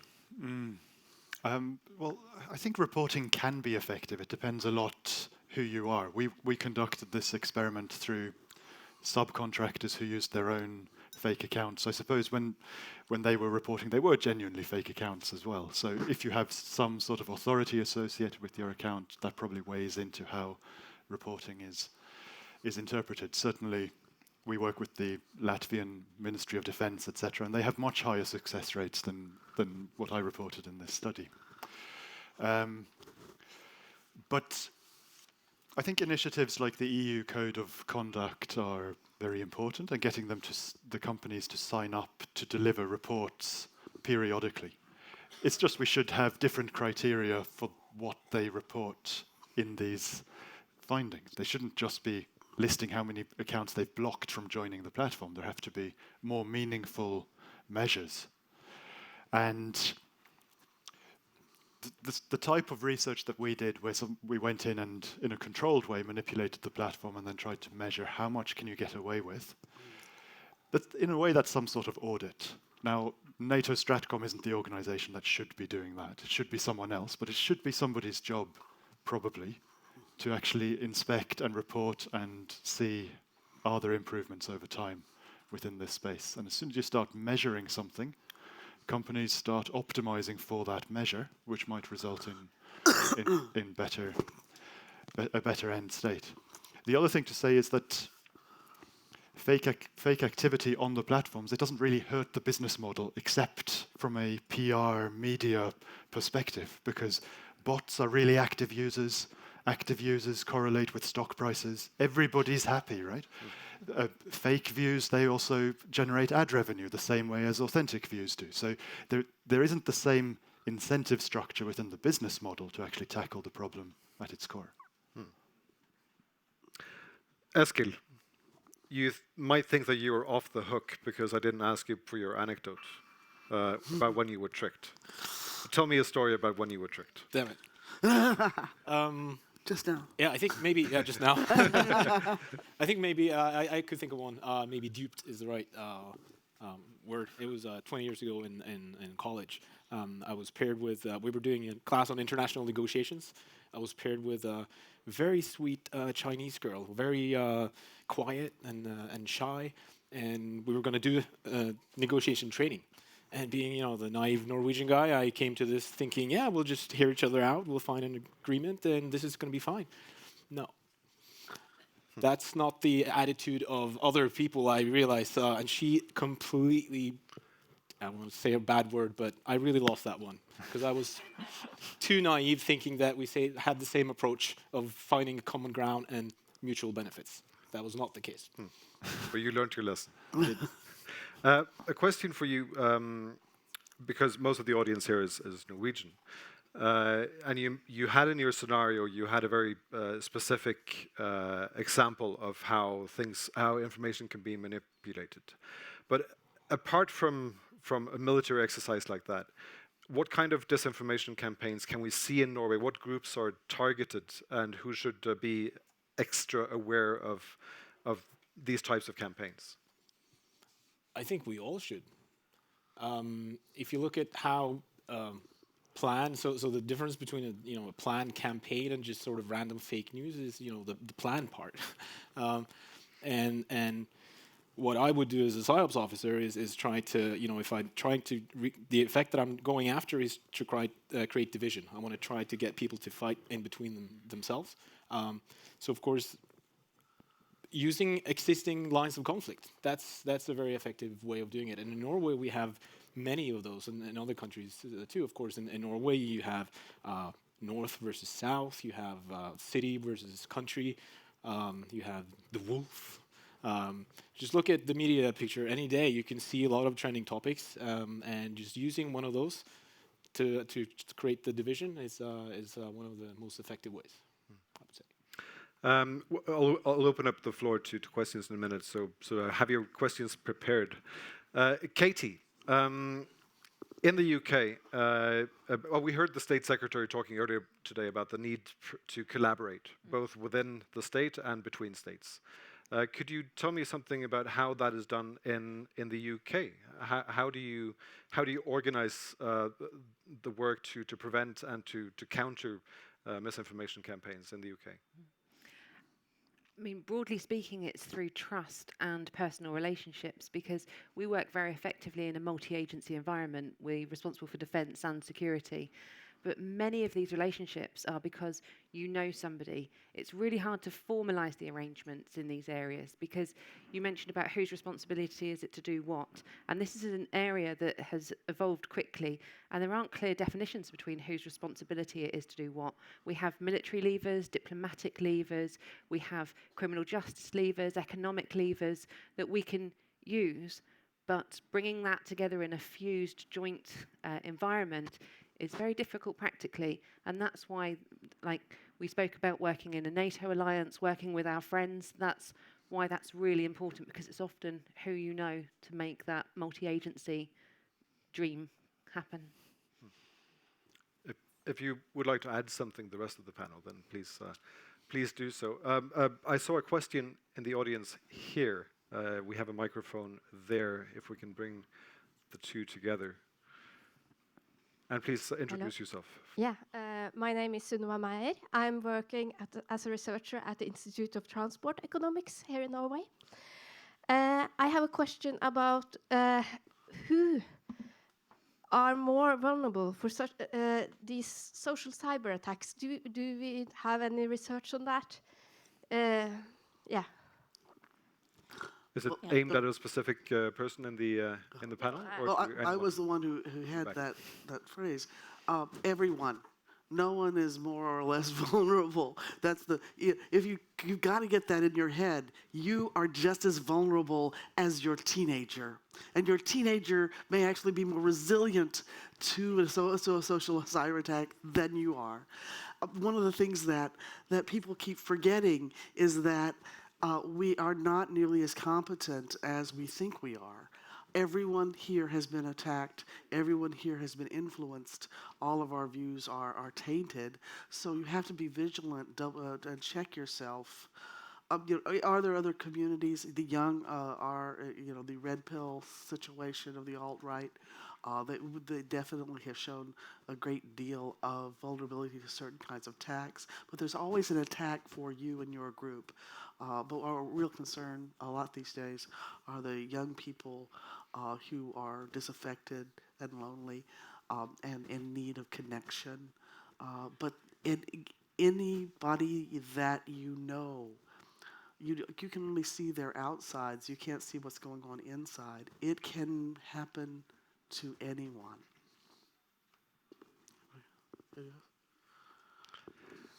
I'm waiting for hands. In the meantime, oh, here's a hand.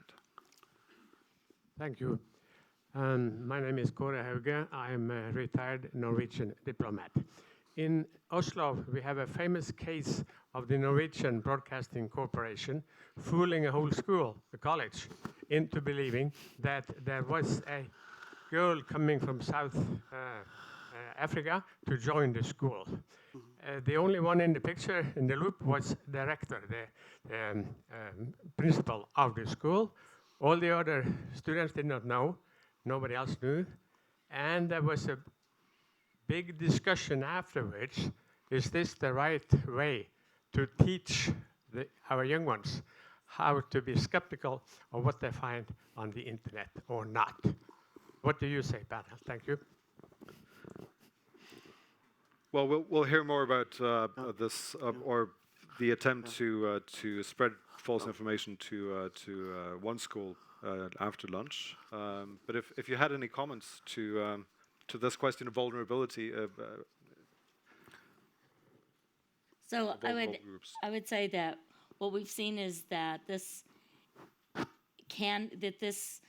does help in many cases to expose people to things because they are then surprised at how easy it was, especially when it's very easy to disprove. But if you try to do it around something that people already have strong opinions on, or around which there are already like built up conspiracy groups, it will typically backfire because there you've got such an offline community that's already believing the stuff that you can't solve it by just saying, hey, this was just a trick on social media, because it's like, then you become part of what they already think is going on. Well, you know, in some ways, you get this is an ambiguous. All of these cases are kind of ambiguous. There are some issues and concerns about what we are teaching our kids. You know, about the acceptability of this kind of trickiness. Okay, that this is an acceptable way to do things.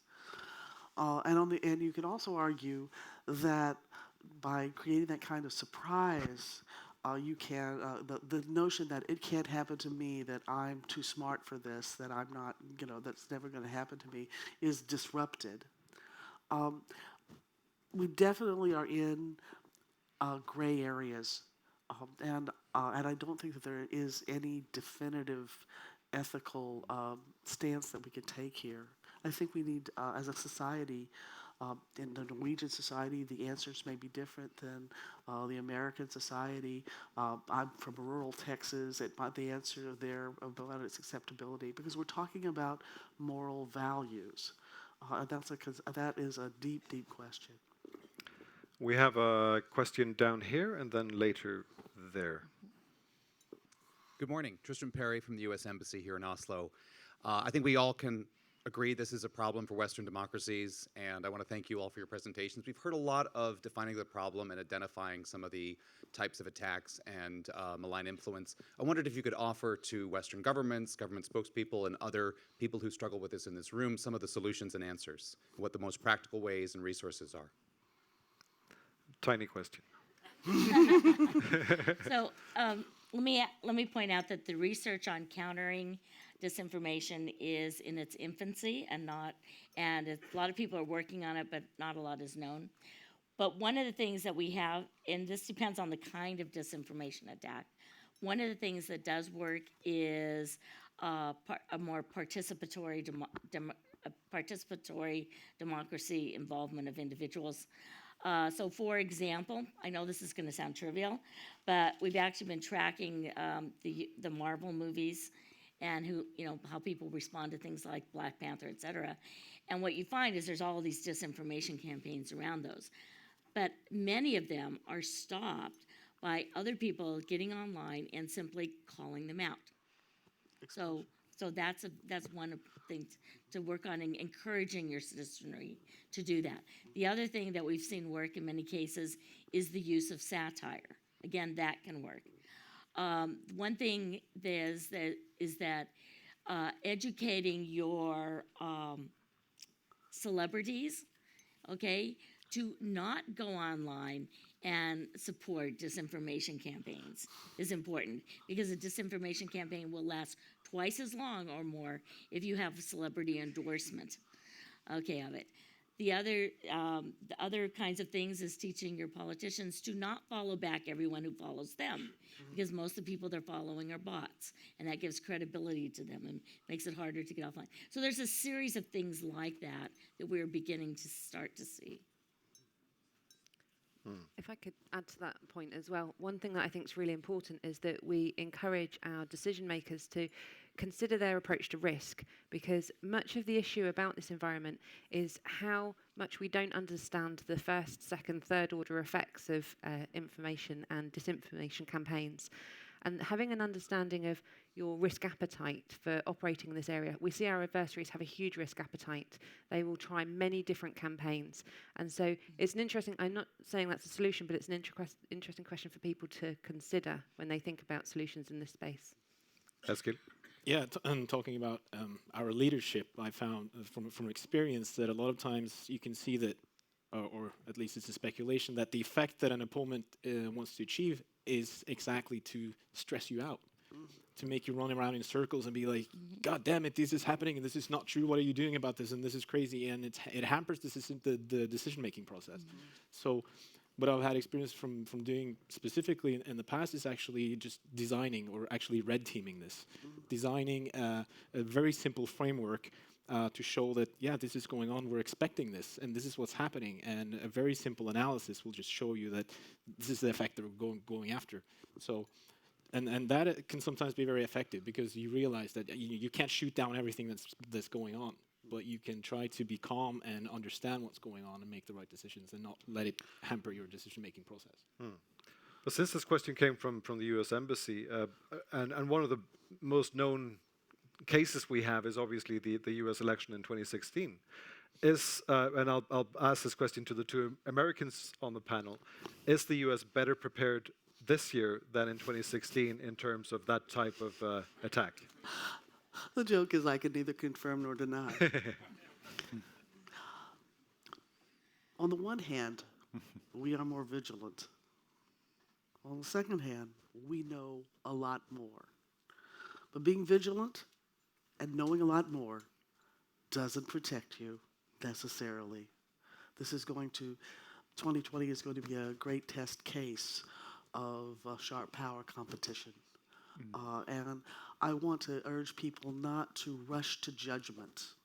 Okay, everything you see on the internet is a rush to judgment. This is going to happen. That is going to happen.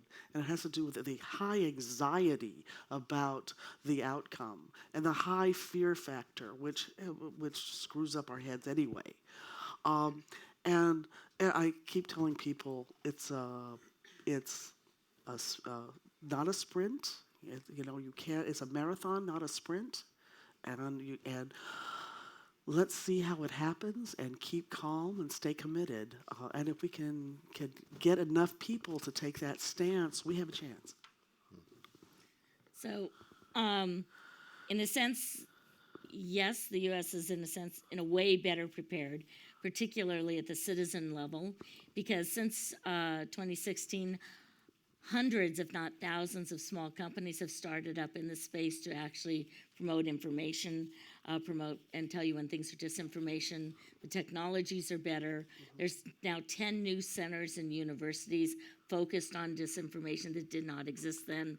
The journalists are aware that this is a problem and that they caused part of the problem and are trying to deal with it.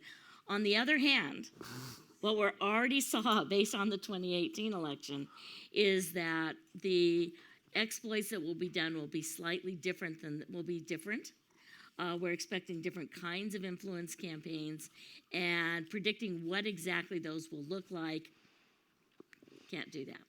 So, it won't be exactly the same, but it'll have some of the same principles. Yeah. I think there was a question over here. Thank you. My name is Andrea Silkose. I'm a researcher with the Peace Research Institute of Oslo. And first, I'd like to extend my thanks to all the panelists for excellent presentations. I'm wondering to what extent you reflect on whether the way you present your research could feed into the problem that you're analyzing. Election campaigns or influence campaigns being an excellent example of that. So pointing to the potential flaws in the system, whether that could be feeding into the problem, undermining trust in public institutions and information sources, and if impact assessments or other kinds of tools are also built into the research or work that you do. Thanks. Tricky. Yeah. Rolf? Do I interpret that that was a question for us? There's always a cost-benefit analysis when it comes to showing your work in this space. Traditionally, militaries, intelligence services have made the decision to show as little as possible, and that creates its own set of challenges. One of the more successful innovations of the last 5-6 years have been organizations such as Bellingcat, who use open source tools to track what is happening in the information environment. And every time they publish a report, of course, like you say, the people who try to manipulate this space realize what is it that can be identified, and we can use that to modify our methods. So from the perspective of governments, this cuts both ways. However, this is an area where there is such imbalance that by raising awareness in general, you're getting towards a better place, even though everybody might benefit from the research being put out there.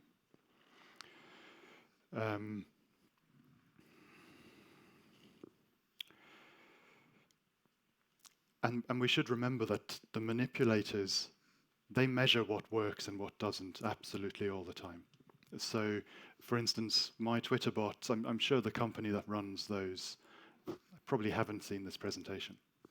And they've figured out how to change their algorithm based on which actions they perform trigger banning from the social media platform. So there really is not anything here that would be news from that side. And then, yeah, maybe the others would like to jump in. I know Katie and co sometimes have a different risk assessment to the ones we do because they're more part of the government structures.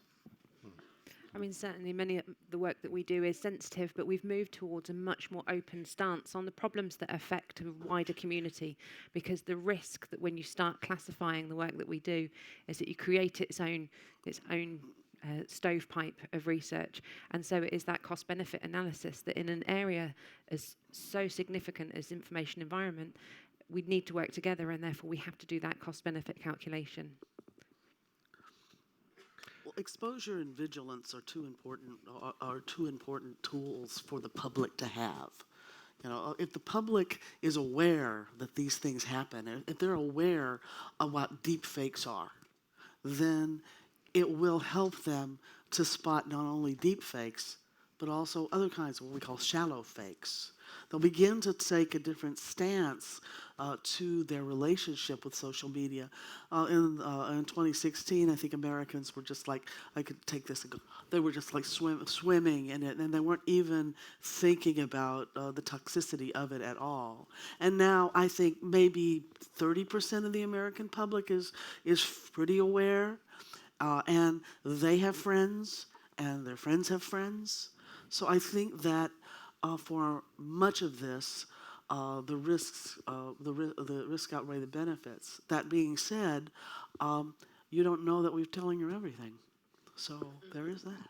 But to follow up on that, obviously this openness in discussing the problem, like this seminar is an example of, is obviously something that will help bring about awareness. But doesn't it also bring about polarization between countries, between groups?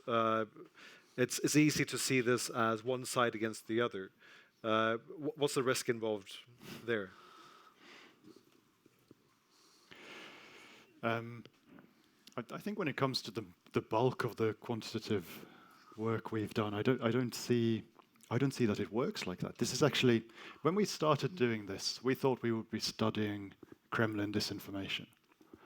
And instead, 98% of the work we've done has been about flaws in social media platforms and how that's being exploited by all sorts of actors. And I suspect, you know, if we had the Kremlin in the audience, they would also be pretty pissed off about the flaws in these social media systems. So actually, potentially, it's kind of a unifying thing across governments. This is something very few people disagree on. There aren't many people who argue that it's legitimate for bots to pose as fake citizens within a country and distort their own country's conversations. By changing the rules, that's kind of the same for everyone. I often tell people my hobby is calming people the hell down on Facebook. Truthfully, after Trump was elected, I had to bring people in direct messages into private spaces to talk them down from conspiracy theories about what had happened and where it was going and everything like that. And what was shocking to me is that, 90% of the people on Facebook have PhDs in my feed. And they were just as completely batshit crazy as everybody else. This is why I'm telling you, any of you, I don't care how smart you are, I don't care brilliant people. I was better. People told me later that my calming people the hell down saved their sanity in those few days, explaining to them what was happening and helping them to process it. But I tell you what helped me was that when I went to Brussels a week later, like this, going, oh my God, it happened. Because remember, I studied this, right? They looked at me and said, it's happened to country after country. And your polity is strong, you have good moral values, you have good institutions, you will be able to fight back authoritarianism. So I think that overall, our strong moral values and our shared history and our shared relationships can overcome this. We're going to do a Kahoot in 5 minutes. How do we get that up on the screen? All right. So on the screen there will be a PIN code. So you have to take out your phones and type in kahoot.it. And while you do that, and insert the PIN and write in your usernames and passwords and social security number. We'll take one. I think there was a question here from the audience. Yeah, my name is Erik Espeseth. I'm in the board of FFE. With the development of the social media getting more and more littered with fake accounts, fake news, deep fakes, what you call it. These companies, the Twitters, the Facebooks, must be concerned about this development because they may end up as a large garbage dump, and they may end up irrelevant, and they're a threat to their own business model. Do you think that they will come up with stronger efforts to police themselves? Is it directed at anyone in particular, or who wants to go first? Can these social media... So we're actually seeing that many of these companies claim that they're trying to come up with better efforts to police themselves.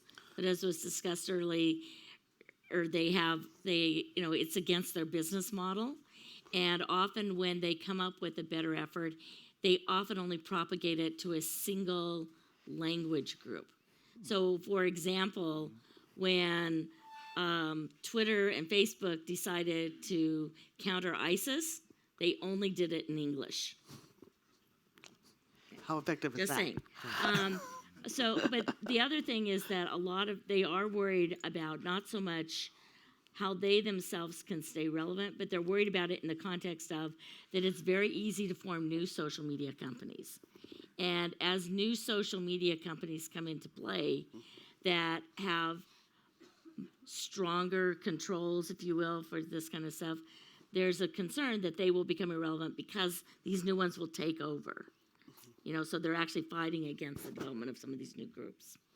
I think that one of the real problems is that just as we are, toxified by the social media that we actually study. I feel like I'm Madame Curie half the time. We see evidence that their leadership is also toxified by social media, and they are a little crazy as well. And that, we see clear signs of this. So will the social media? I think that we need regulation and we need oversight, absolutely. But in order to have that, we have to have legislators who are technologically literate. Okay, and we don't have that. That's one of the key things that we need is better technological people like Kathleen, those people helping the legislators to craft effective legislation. So when I said before, we had it's algorithms, it's social science, and it's actually humanities, rhetoric and that sort of thing. We need to have those people. In 2007, I started marrying up people. I had researchers who were information scientists, and I paired them with anthropologists, people like Kathleen, who were a hybrid. She mentored lots of other people, and we need to have a lot more of that. That needs to reach into the legislation. I think that legislation is going to be a first thing. Public outcry and public literacy in this so that the public can demand in a coherent voice what they want and give the teeth to that. I think that there are many ways and complexities that we can do this and rapidly once we begin to see some way forward, which is why we need more research and more cyber social science to figure out what will help. I think that's a nice and almost optimistic way to end this part of our seminar today. To the panel, thank you very much for all your insight and for your patience. And now it's time to play. What do you mean by play? I don't know. How do you play? Log onto your phone. Oh, log onto your phone. Yeah.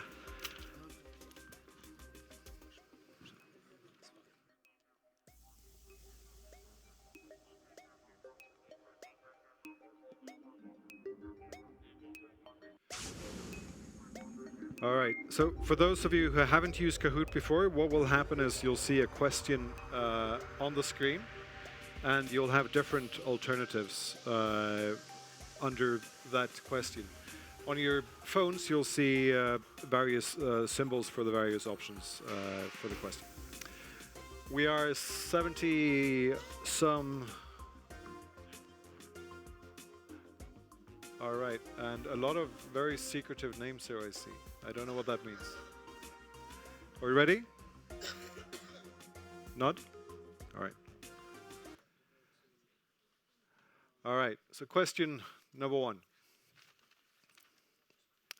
Which of these social media platforms do you find most problematic for democracy? Is it YouTube, Twitter, Facebook, or Instagram?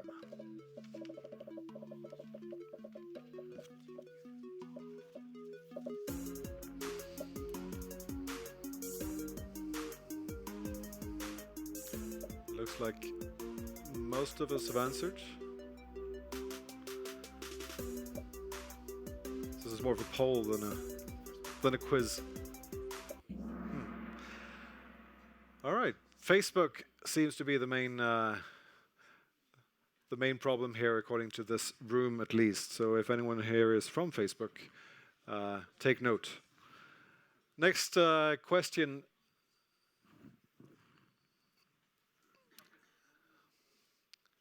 Ooh, twice the points. How many fake profiles were deleted by Facebook between October 2018 and March 2019? So 3 million, 30 million, 300 million, or 3 billion fake profiles deleted by Facebook in 5 months between October 2018 and March 19.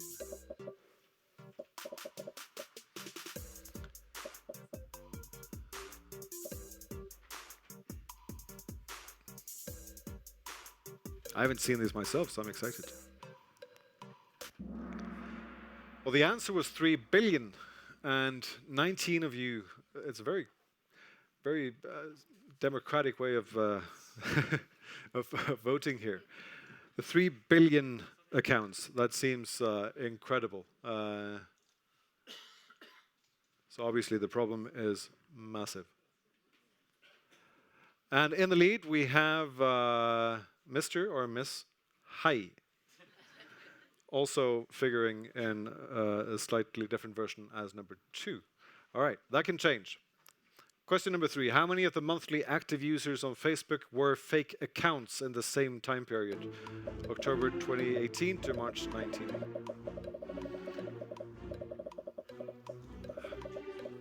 %, sorry, 1%, 2%, 5%, or 10%.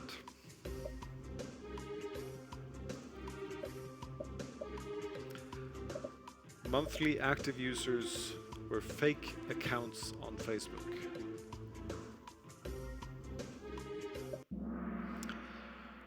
Thankfully, it wasn't 10%, but it was 5%, and 20 of you chose the correct answer. This is not an arena for alternative facts. Ooh, but the 2 people in the lead are the same. Maybe it has been hacked.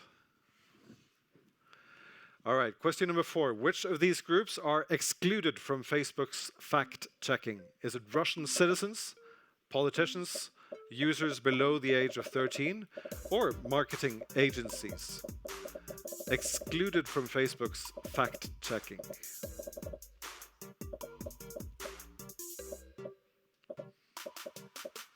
And you cannot choose none of the above.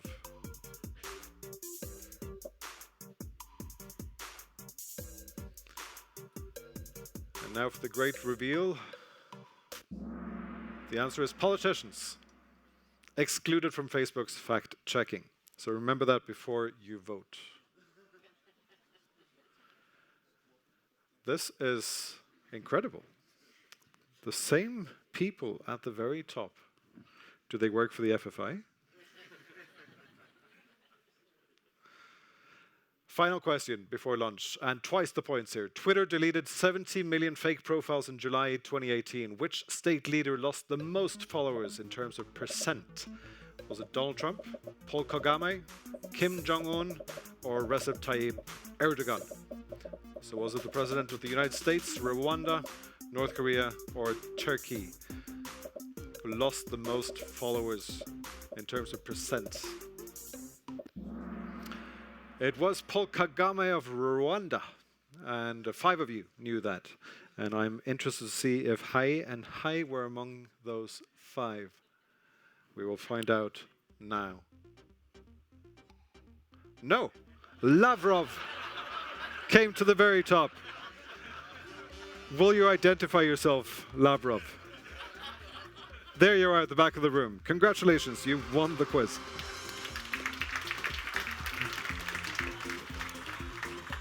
And Hai did very well as well. So,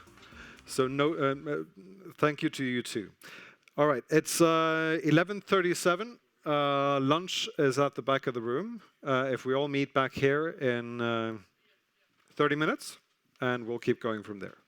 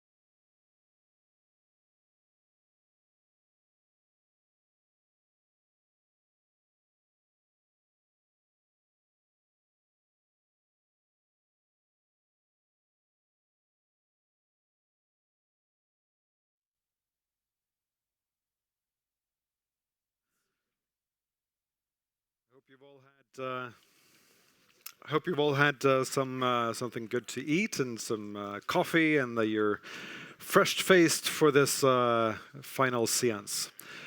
We're going to change both the content and the tempo a little bit here, and I'm quite convinced that you're going to enjoy it.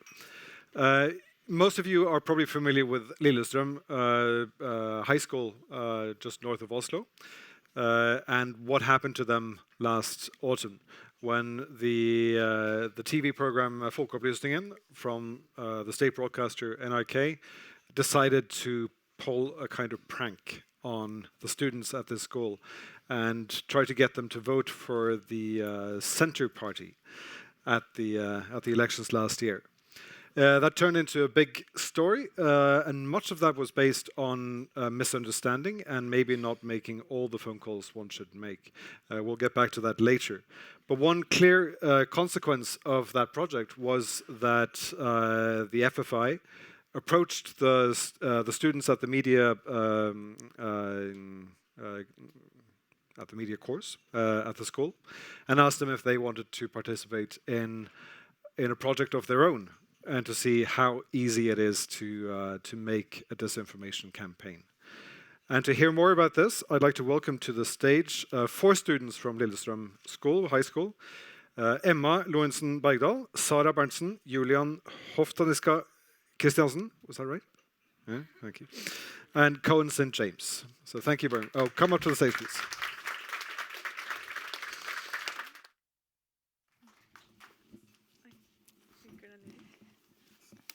Hallo? Oi. Ok, så som mange av dere kanskje har fått med dere, så ble skolen vår, Lillestrøm videregående skole, lurt av NRK-programmet Folkeopplysningen sammen med Andreas Wahl.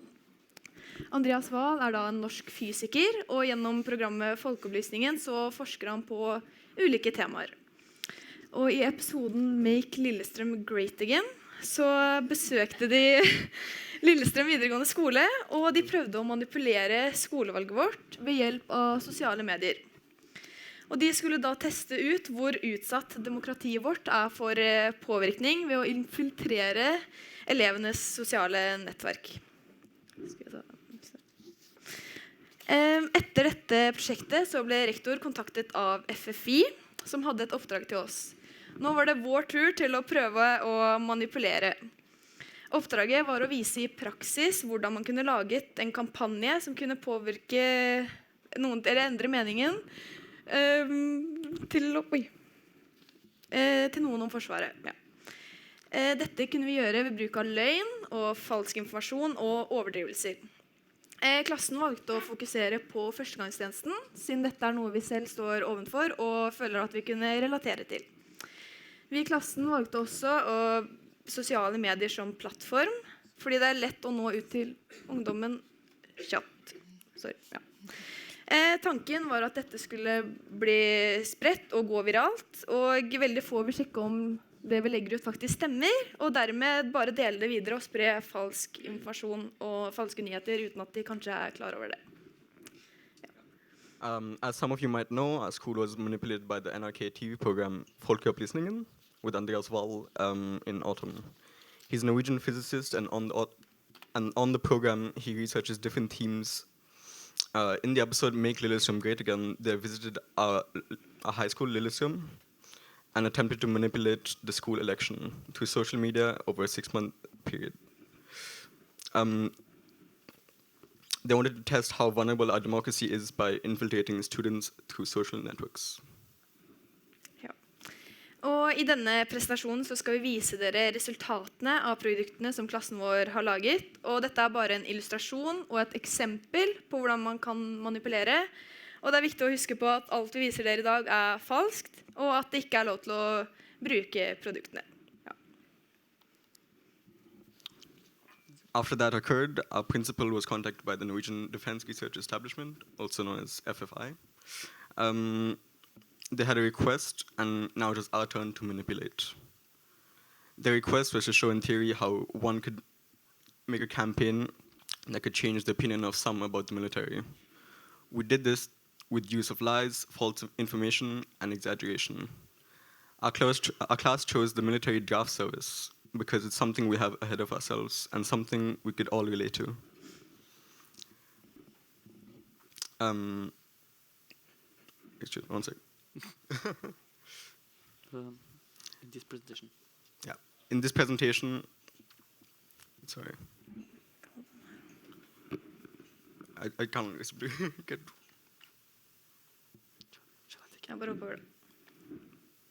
Yeah, we chose social media because it's easy to reach out to many in a short time.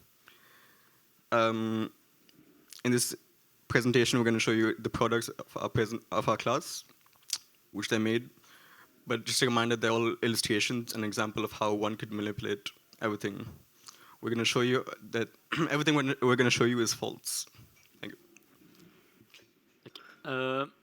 Så det vi startet med da for å gjøre denne presentasjonen var å finne målgrupper som vi skulle nå ut til. Og det var mange gode ideer, men vi endte opp med de 4 målgruppene som dere ser på skjermen her, som da ungdommer som glad i bistandsarbeid, jenter for likerettigheter, nå sa jeg feil. Det miljøaktivister, ungdom som miljøaktivister, jenter for likestilling, bistandsarbeid ungdommer og ungdommer med minoritetsbakgrunner, som da kan da være for å, ja, hvis vi går til neste side, så kan jeg fortsette, da at for jenter med likestilling, så må vi, eller for alle gruppene så må vi lage temaer som mer relevante for en individuell gruppe, og ikke bare noe som et stort spektrum. Så for jenter for likestilling, så valgte vi da tema seksuell trakassering. For klimaengasjerte ungdommer, så valgte vi da forurensning og hvordan militær kan ødelegge miljøet vårt og kloden vår. For bistandsarbeid så valgte vi mer hvordan vi misbruker pengene, for at det da kan være at dette alt for mye penger til å bruke på dette, vi bør heller hjelpe andre. Og den siste var da rasisme, hvor vi da fokuserer på minoritetsbakgrunner og skal skremme dem vekk fra å søke militæret, fordi dette imot deres religion eller mot deres bakgrunner. Denne oppgaven har blitt løst på mange forskjellige måter i klassen. Noen valgte å lage falske lydklipp, historier og filmer.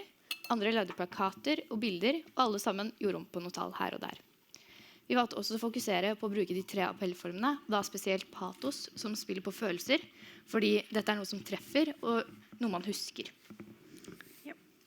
Da går vi over til de første produktene som ble laget. For en av gruppene valgte å fokusere på klima som sitt tema, og da valgte de målgruppen klimaengasjert ungdom. Budskapet de ville få frem var at Forsvaret bidrar til ekstreme miljøutslipp. Det gruppa gjorde var å lage en falsk Instagram-bruker, og de valgte Instagram som plattform, fordi dette en av de sosiale mediene vi ungdommer bruker mye tid på, og det også lett å spre meningen sin til mange personer. På Instagram kan man også promotere innlegg, og slik at det sendes ut til en bestemt målgruppe, og man kan også legge i feeden deres uten at de nødvendigvis trenger å følge brukeren. De produserte manipulerte bilder med hashtaggen «Nei til førstegangstjenesten». Bildet på jagerflyet det også redigert og lagt til ekstra røyk for at det skal se enda farligere ut. De brukte også sterke fonter for å få frem budskapet ekstra tydelig. Og på det ene bildet ser vi også Erna Solberg, og det bildet brukte de fordi det lønner seg å bruke bilder av kjente personer for at bildet skal bli husket. Ja. Gruppa som da valgte rasisme som tema, valgte å fokusere på diskriminering og hvordan dette kan bli brukt mot minoritetsungdommer. Tankegangen var da at de skulle vise frem at det fortsatt var ekstreme mengder med rasisme og diskriminering i Forsvaret. Og de valgte da å bruke uttrykk som «Vil du slåss for en regjering som ikke bryr seg om deg?» eller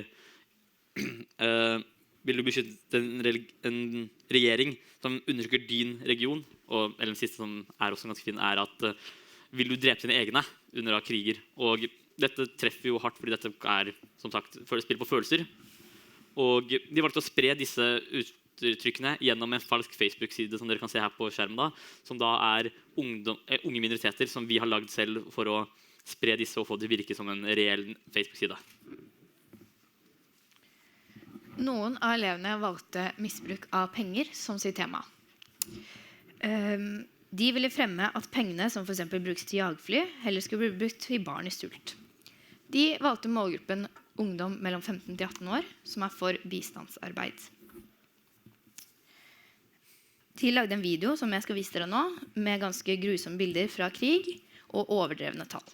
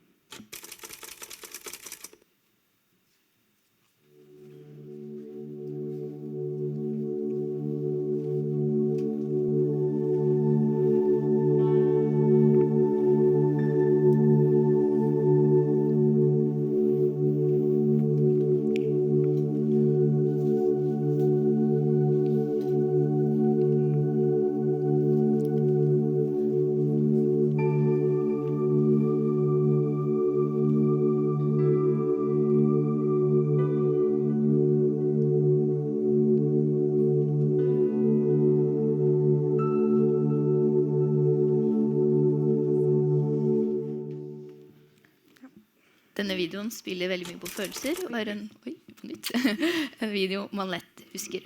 De lagde også en plakat som skal være med videoen og bli spredd rundt på sosiale medier. På plakaten står det: hvordan skal vi bruke 71,5 milliarder? Krige med 52 F-35 jagfly, eller mette 2,6 millioner barn i et år?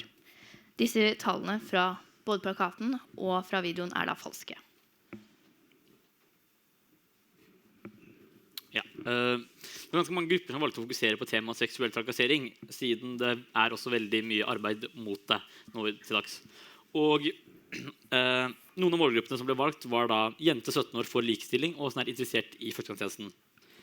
En gruppe lagde et falskt lydklipp som de da senere lekket, fordi det jo faktisk ikke noe vi lekket i virkeligheten, et falskt lydklipp som da ble lekket på VG sine sider for å vise hvordan jenter fortsatt blir seksuelt trakassert i militæret. En annen gruppe valgte å studere litt mer innenfor VG-artikler for å se oppbygning og se hvordan det ser ut for at det skal virke så troverdig som mulig. Og denne artikkelen skulle da bli delt rundt på Facebook i allerede eksisterende jentegrupper. Og en annen gruppe gjorde mye av det samme og hadde også tuklet med statistikk i et telegram for å få det til å se mer ekstremt ut.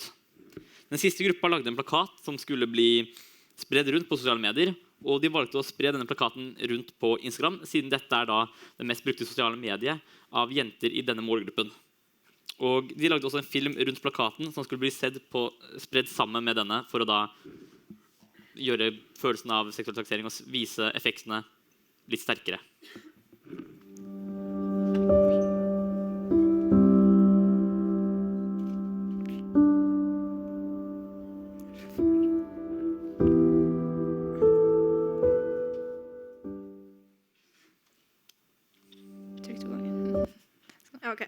Og vi tenker at dette en stor tankevekker, fordi hvis noen elever på en videregående skole kan lære seg å manipulere på noen få uker, så det jo bare å tenke seg til hvem andre som kan klare det også. Og derfor må vi være kritiske til hva vi leser på nett, fordi vi vet ikke alltid hvem som står bak det, og heller ikke om det sant eller ikke. Og vi valgte å vise dere akkurat disse produktene i dag, fordi vi synes selv at de virker ganske troverdige, og de treffer målgruppene som vi har valgt veldig godt. Og vi har jo tatt utgangspunktet i faktiske situasjoner og tall, men vi har jo blåst de opp veldig da. Og vi håper at denne presentasjonen har vært interessant, og at dere har lært noe, og nå skal Colin ta en liten oppsummering på engelsk. So in this presentation we talked about climate, racism, misuse of money, and sexual harassment. In the project, we focused on youth within various groups and minorities, for example, climate-engaged youth, those for equality, and those who are involved with humanitarian work. We made relevant and credible posts on different social medias, such as Instagram and Facebook, to manipulate different target audiences. By producing false audio clips, videos, posters, and pictures, in which those products we messed with the statistics, and we used rhetorical appeals such as ethos, pathos, and logos to convince you to not join the military. so it hits well with them and makes an impression. For example, some chose the theme misuse of money, in which they made a video where they use money on fighter jets rather than starving children. They made a video with brutal imagery from wars and exaggerated statistics, and made posters that could be used in various social medias, and the hashtag "Say No to the Military." And so if some students in high school can learn how to manipulate in a couple of weeks, then it's completely possible that others can too. We should therefore be critical of what we choose to read or believe on the internet. We chose specific products because they were most credible, and we took some examples from actual situations and statistics, but exaggerated them. Yeah. We hope our presentation taught you something and has been interesting. Thank you.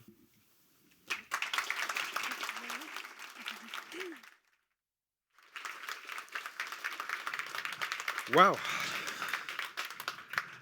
That is incredibly impressive. Thank you so much for that presentation. And somebody give these guys a job in marketing or advertising. We have a couple of more things on the program for today's seminar, and we'll hear more from the students at the school later. But first, we have two 15-minute presentations. The first one is, sorry, I need my glasses. That's how old I am. So I asked our next speaker, Dr. Rita Gill, you're still here? There you are. I asked you to share with me an anecdote from when you were tricked, and your answer was, "It's very hard to trick a psychologist." Story, yeah. Dr. Rita Gill is from the Defence Research and Development in Canada. She is a social psychologist and has been with the Defence Department for the last 13 years. And you will be talking to us today about your experiences on these issues. Good afternoon, everyone. Thank you for having me here today. Before I get started, I'd like to ask you a question. How many people here have seen the movie The Matrix, by show of hands? Good, you'll get my reference then. So The Matrix is a fictional movie in which people were living in a simulated reality without even knowing it. Today, we might be closer to the Matrix than we realize, particularly given what we see in the digital information environment. As an audience navigating the online space, how do we know what is authentic and what is fake? What is it we can believe? Just over a year ago, there was an interview done with Bill Hader, a comedian, with a late-night talk show host. And someone took this video and manipulated it. So when Bill Hader was doing an impersonation over the course of his interview of Arnold Schwarzenegger, the creator of the video manipulated it so very seamlessly, I might add, Bill Hader's face morphed into Arnold Schwarzenegger as he was impersonating him. The same for Tom Cruise, the same for Al Pacino. If you have not seen this video, I encourage you to see it. It's quite remarkable in terms of telling us where the technology stands today. Now, this video was fake, it was fun, it was entertaining, it was contextualized that way for us.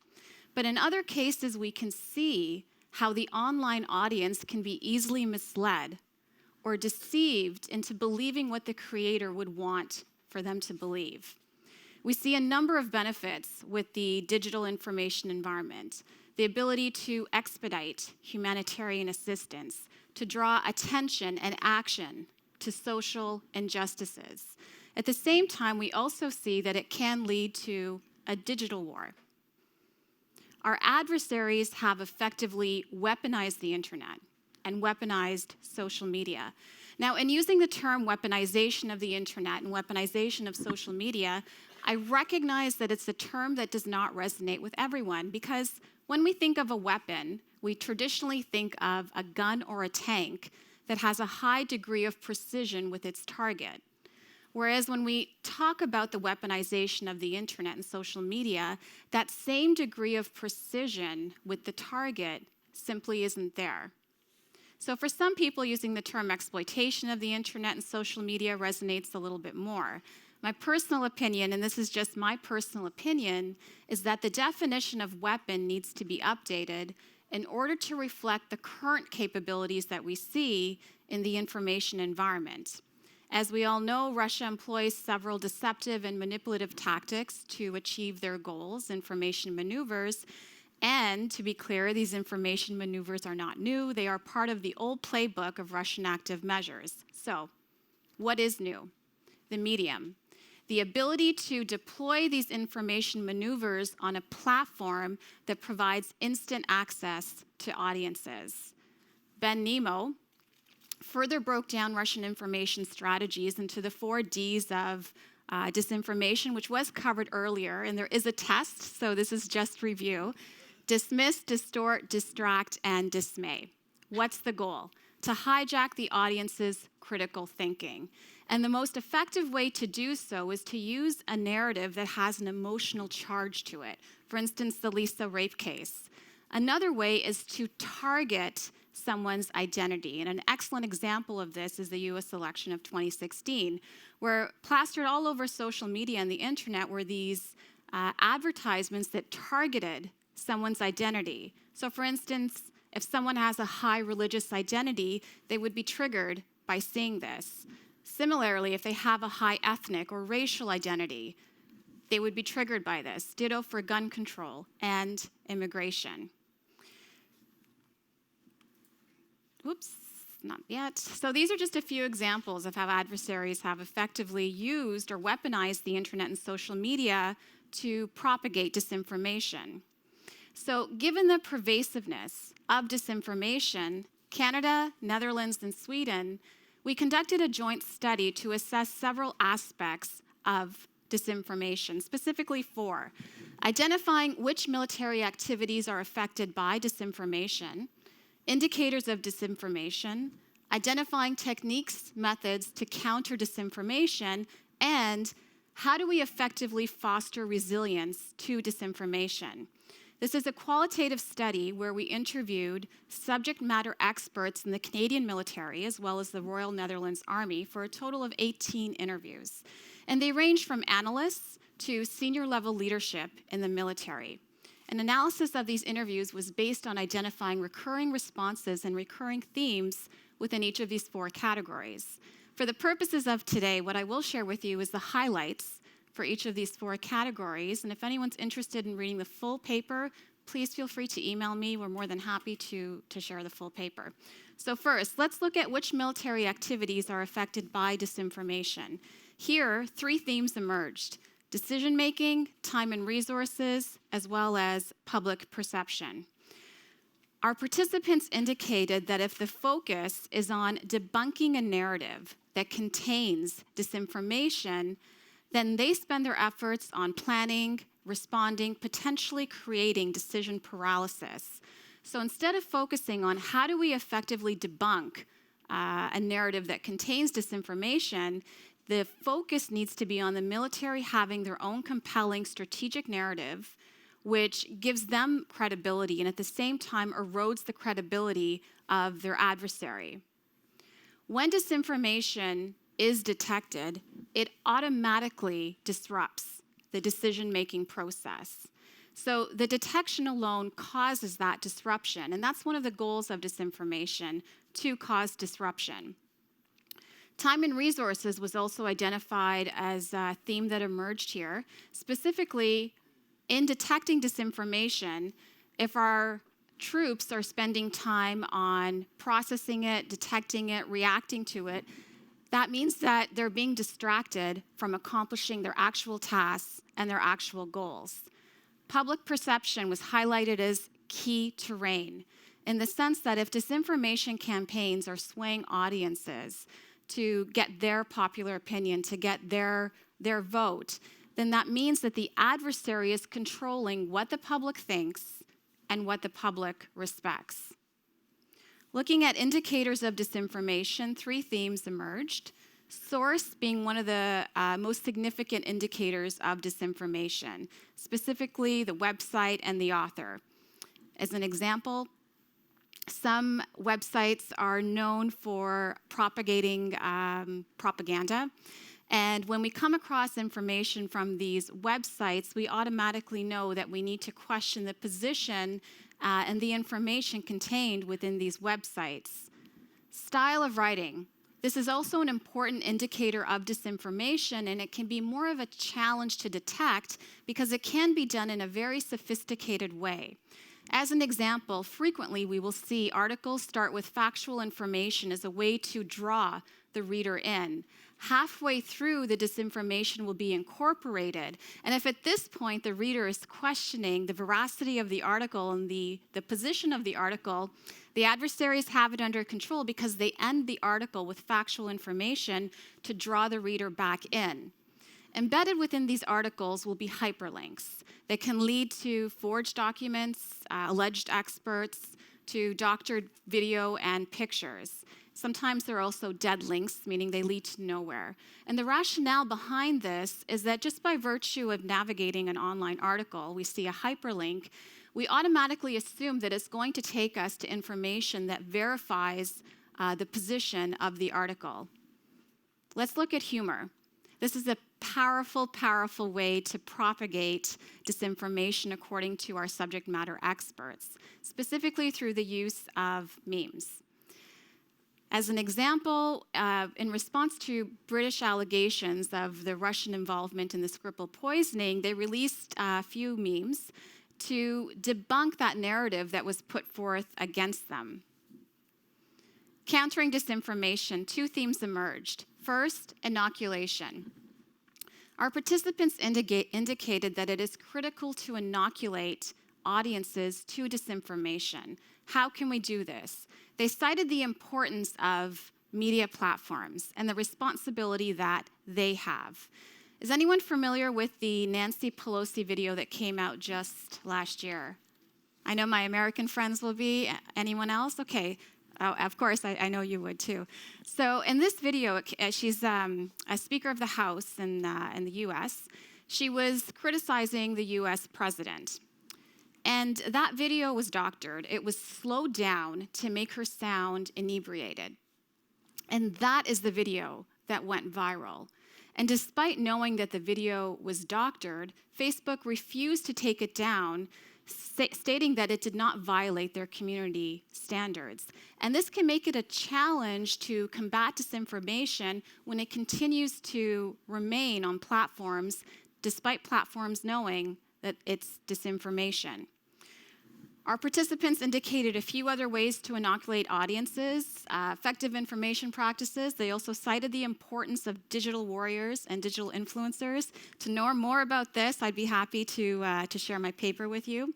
It's detailed in there. The second way to counter disinformation, which may seem counterintuitive, is to simply ignore it. The rationale behind this is that to engage with adversaries in this back and forth tactic, they could inadvertently be providing the disinformation with more attention, more traction, and more credibility. In fact, most of the time our participants indicated that this would be the most effective response. Fostering resilience to disinformation. Here, two themes emerged. One is the importance of education.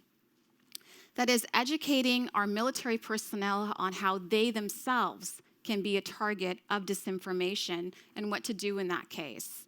Our participants also indicated the importance of being proactive rather than being reactive to disinformation. And they provided us with an excellent example.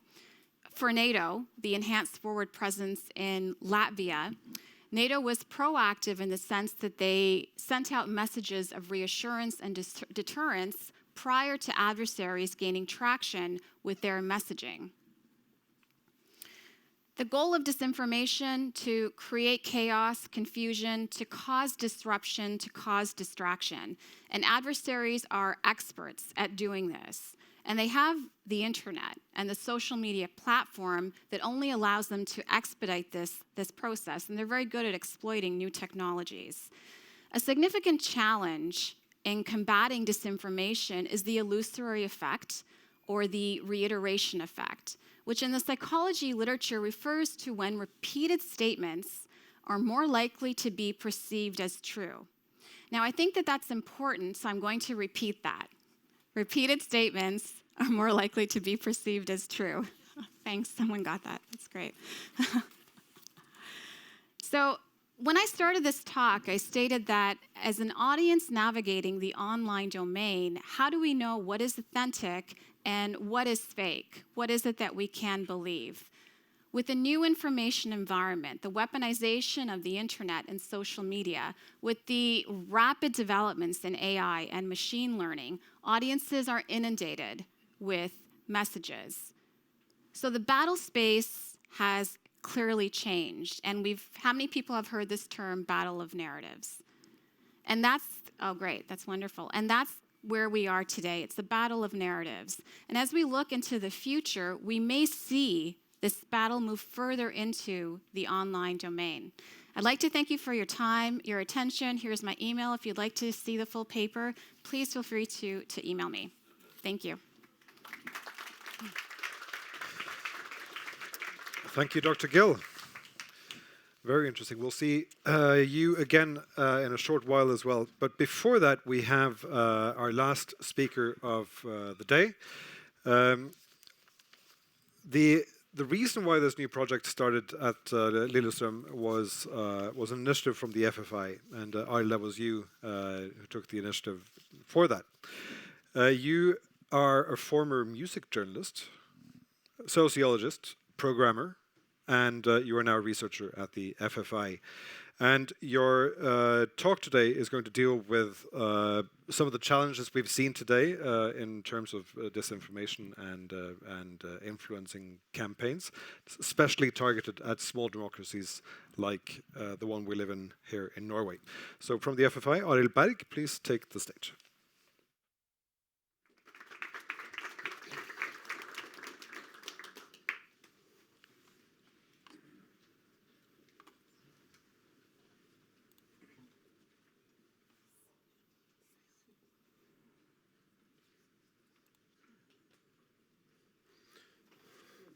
Well, while we're waiting, I can tell you all you are lucky today because we had an excellent program before me. I spent more than 2 years researching social media and influence operations, and you're just coming here for 1 day and you got it all. So you're lucky. Yeah, there we are. We're up and running. That's fine by me.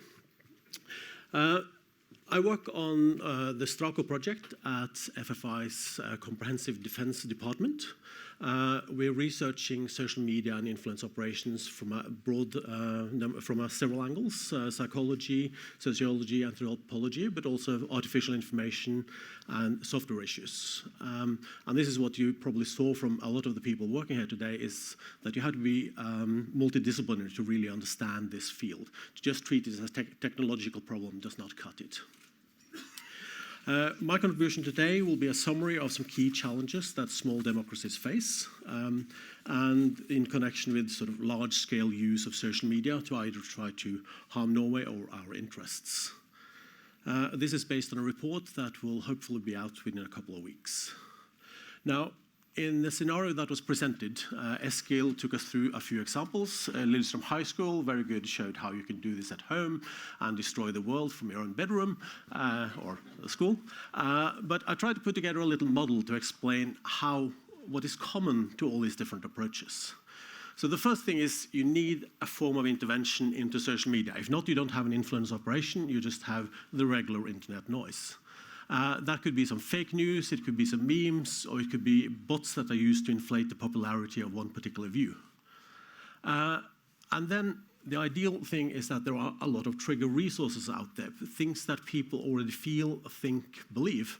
Distrust in government, some narratives about X is terrible or Y is bad. So for instance, anti-vaccination group who believes that taking vaccines will make you ill or give you, or cause some problems to your mental health.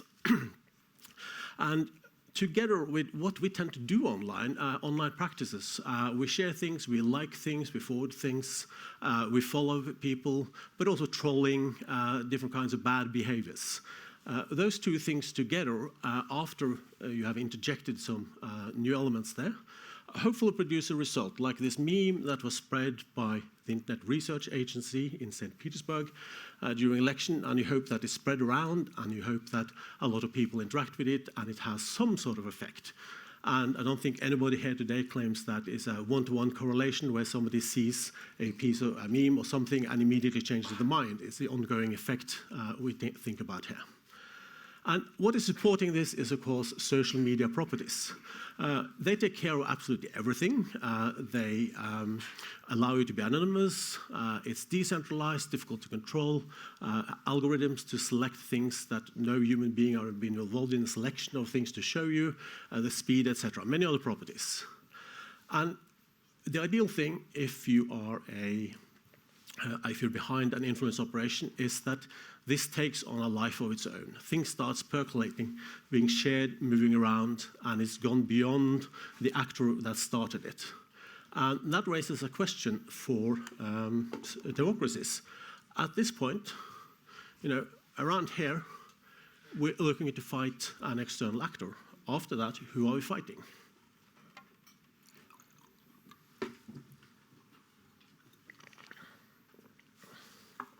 So we talked the term information environment was used briefly by Ritu, and by online information environment we mean everything that happens online, and that this model of influence operations in social media is a part of that environment. And the problem for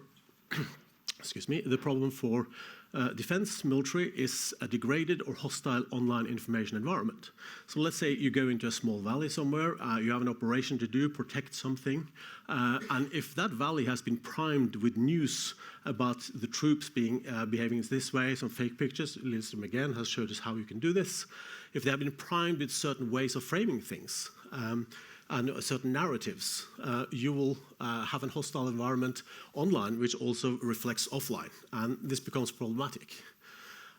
You can also use it to divide allies, and of course the thing is that social media operations have a totally unique access, because you could get into soldiers. This has been done in the field.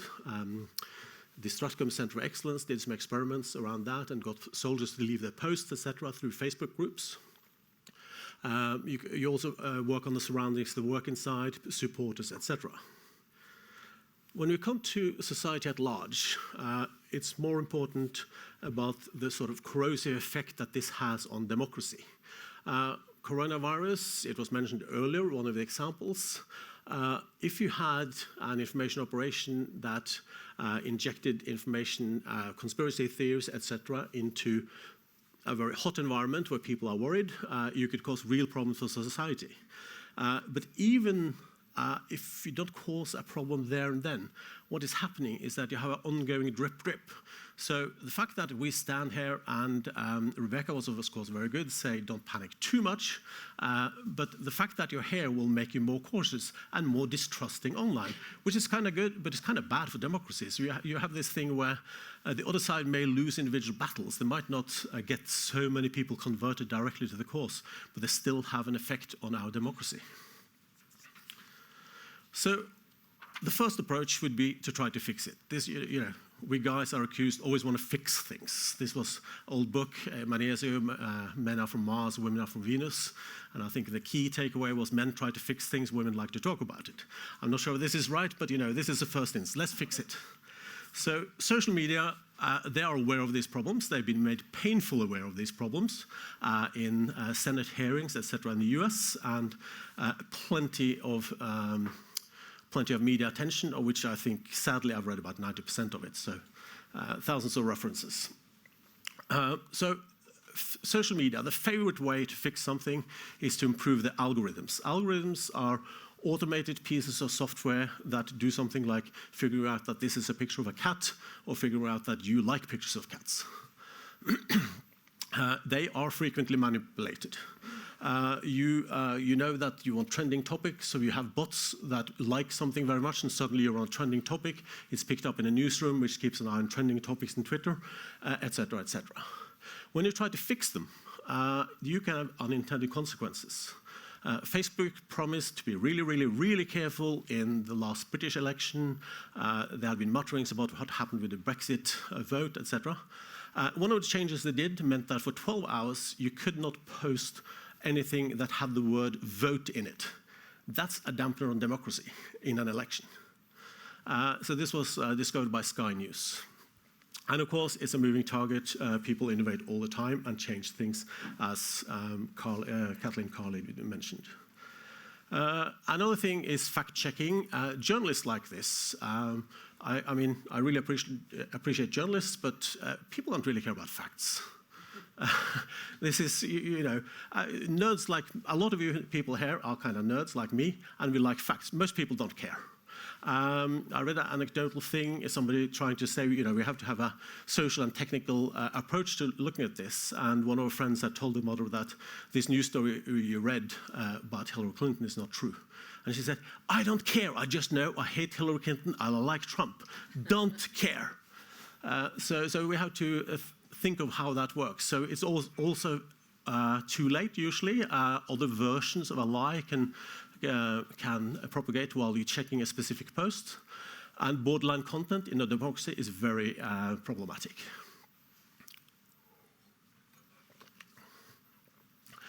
Then we have manual moderation. Very, very, very, very costly. Facebook doesn't give any exact figures. They probably have around 4,000 to 5,000 fact checkers at any given time of day and night.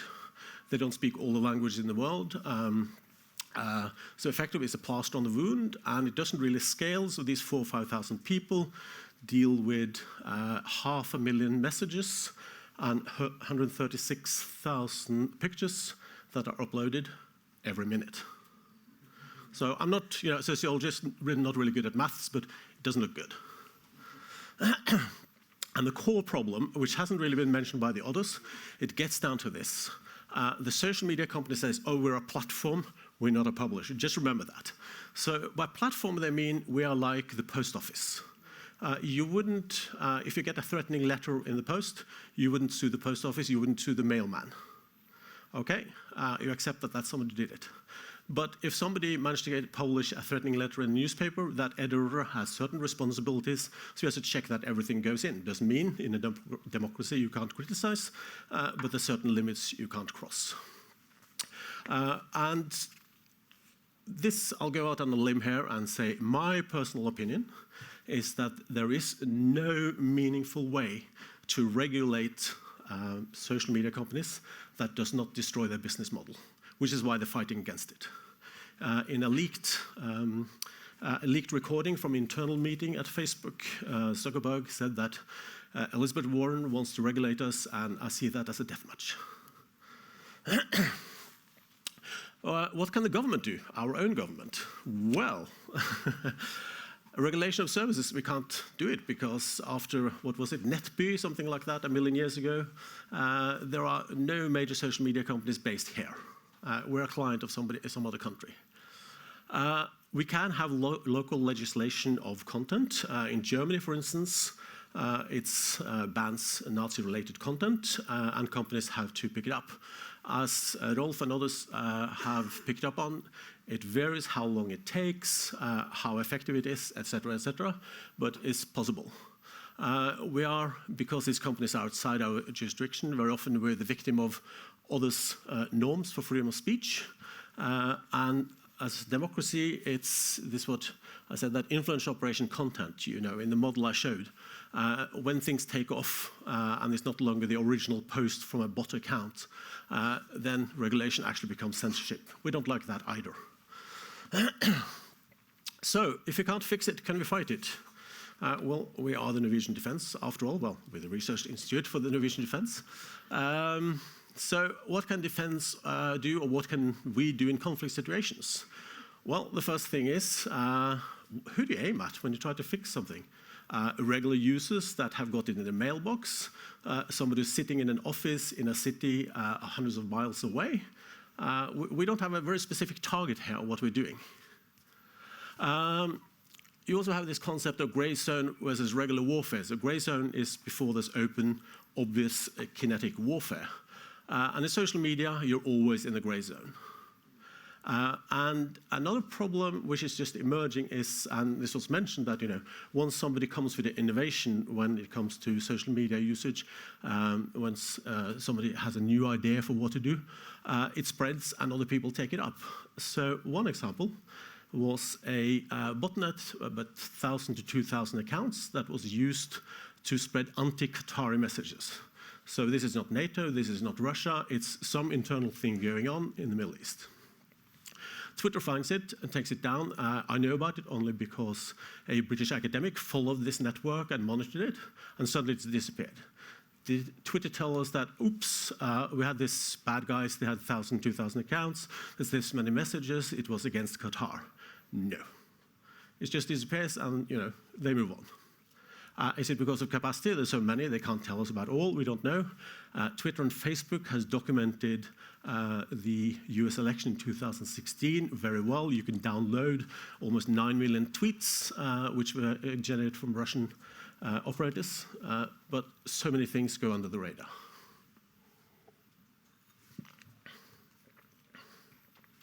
And we talked about the battle of narratives. If you wait for a conflict situation, it might be too late to battle narratives. Maybe things have become embedded in the Norwegian population. And I look at you, Lillestrøm High School again. People could be flying under the radar, posting things in small groups, and little by little by little, our whole perception has changed. And it was also discussed in the scenario. And very practical, but something we also think about is that it's a new form of warfare. So who owns it? Is it defense? Well, we have guns, but maybe not so much there. Is it justice? Who deals with this? It's problematic. And I'll just add people from different departments here, etc. I'm lucky it's not my problem.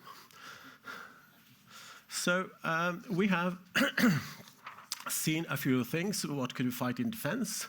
What about civilians and during peacetime?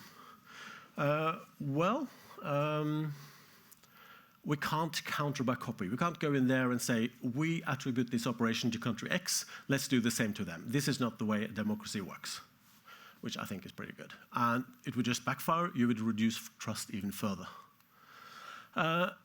Corrections, fact-checking, again, that can be done outside the companies. It is done outside the companies, and I think is really useful for a sort of baseline. People can refer to it, you can have arguments, etc. But you're always responding, and how do you tackle points of view? You can't fact-check a point of view, that's just how I feel. and as both Eskil in his scenario and Lillestrøm High School showed, it's all very much about emotions. So although the figures presented in Lillestrøm High School's videos were inflated, the sort of emotions you evoked, even if you took those figures out, the emotions would still be there, killing or saving children.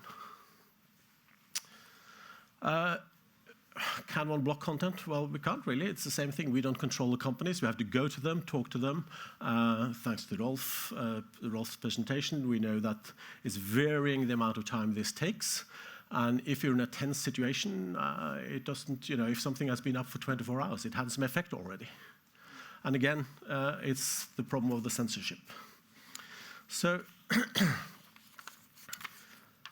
what you can say, we come up to this term all the time, censorship. We have to be careful about it. So the way to think about it is that if you run an influence operation that is aimed at dividing people using existing issues, the information operation is basically sheltered by the fact that it's using existing opinions. And if somebody tries to say we see an influence operation using this topic, if you try to limit a number of people posting around topic or do some limits on that topic discussion, people say this is censorship. So you're actually you're being defended by the people whose opinions you try to inflame. So shall we try to manage it? In the State Secretary mentioned things like that, and I think to reduce impact, it's been mentioned several times, raising awareness, counter-narratives, not individual posts, and we need to build resilience to weather influence attempts.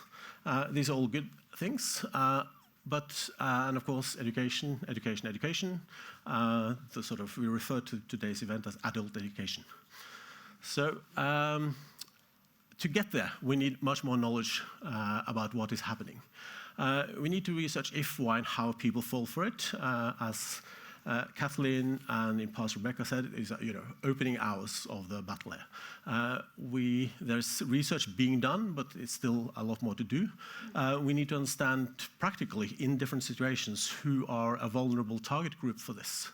What are the social media paths? So Lillestrøm said that the path to their users would typically be Instagram, but there can be many different ways of reaching people. We need to understand actors that are interested in influencing us. Why do they think it's a good idea? What is their ultimate aim? Do they just say these are bad people, let's just do something bad? That's not it. And things change so fast. My original list, I thought of presenting a list of changes Twitter has done to the algorithm, which they claim is to combat misinformation. I thought this is just a list of 2 pages. This is very uninteresting. It really is that many. On almost a weekly basis, they will report a change that's going to tackle this or that problem. Sadly, often it doesn't work, or it's just strategic communication. They just say, look at us, we're working so hard, we made another change. So we need to explore how these algorithms work. Some of the work done at the Stratcom Center of Excellence is exactly that, seeing what it works, try to arrest the spread in some ways, but also be aware of new technologies such as deepfakes that Rita mentioned. But before we can get to this, we've got any management, which I think is sort of what I'm pointing at. We need to manage the threat. We can't fix it or fight it immediately. We need to see it. We need what is called information environment assessment. So I said the online information environment is what you operate in social media, on the internet general.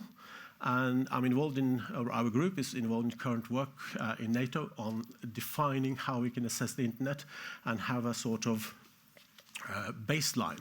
So as a democracy, let's just take a very simple example. One of the things that Russian media likes to beat us over the head with is the Norwegian Child Protection Agency. We have very strict rules in Norway about not beating your children, etc., and that's cross-cultural issues around there. So if over a period of time we see that every week there's 5,000 mentions on Facebook that are negative about the Child Protection Agency, it's like we're a democracy, why not? If it's suddenly 500,000, 1,000% increase, is it? Yeah, roughly, yeah, okay.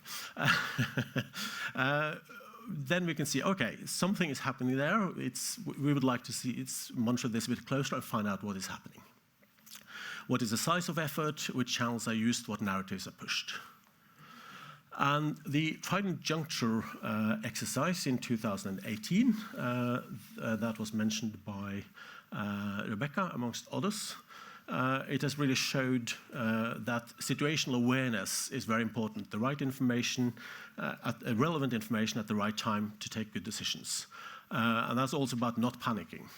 That was mentioned by several of the speakers. So at FFI, we have developed a demonstrator, a way that we could distribute situational awareness about different aspects of what is happening on social media that is relevant to us. This would be a sort of baseline showing development over a year, et cetera, and it's giving a snapshot. So decision makers in different areas would have the pulse, would see that, okay, today it's fine, I can go home, or see when something else. Because this is not open forward. We don't stand on the border saying, when the first fire is shot, it's war, it's over, it's done. This is what I like to call the war in your pocket. It's a world war, it's going on all the time, and it's in your pocket. So I'm coming to the end now. We're hoping to test out this FOSSEN in some experiments with partners, and we also want to explore this further on the FFI website. You can find more material about this, various reports that have come out, and I'm sure that our project will also come with more information as time goes on. I like to end, positive note. Let's have some inspirational quotes. I'm sort of, Norwegian, very happy all the time, aren't we? Happiest nation in the world. So let's stop with these nice quotes.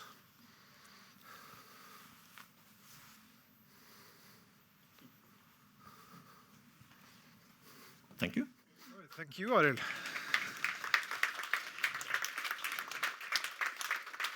Yeah, way to end on a positive note.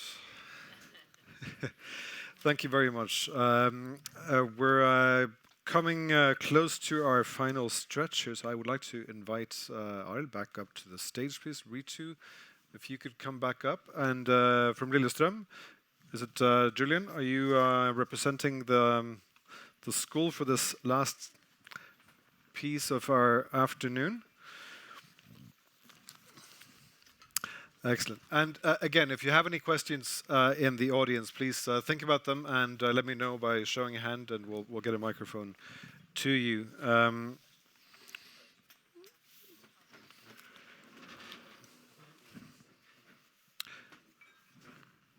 Julian, I'd like to start with you. Yes. Now, you had this episode last autumn where you were tricked by someone else, and now you've been able to sort of get your revenge by making a campaign where you're showing how easy it is to trick others. Which of these experiences do you think taught you the most? Definitely the first one, because it's a difference between trying to expose someone to something and getting exposed yourself. Because when I first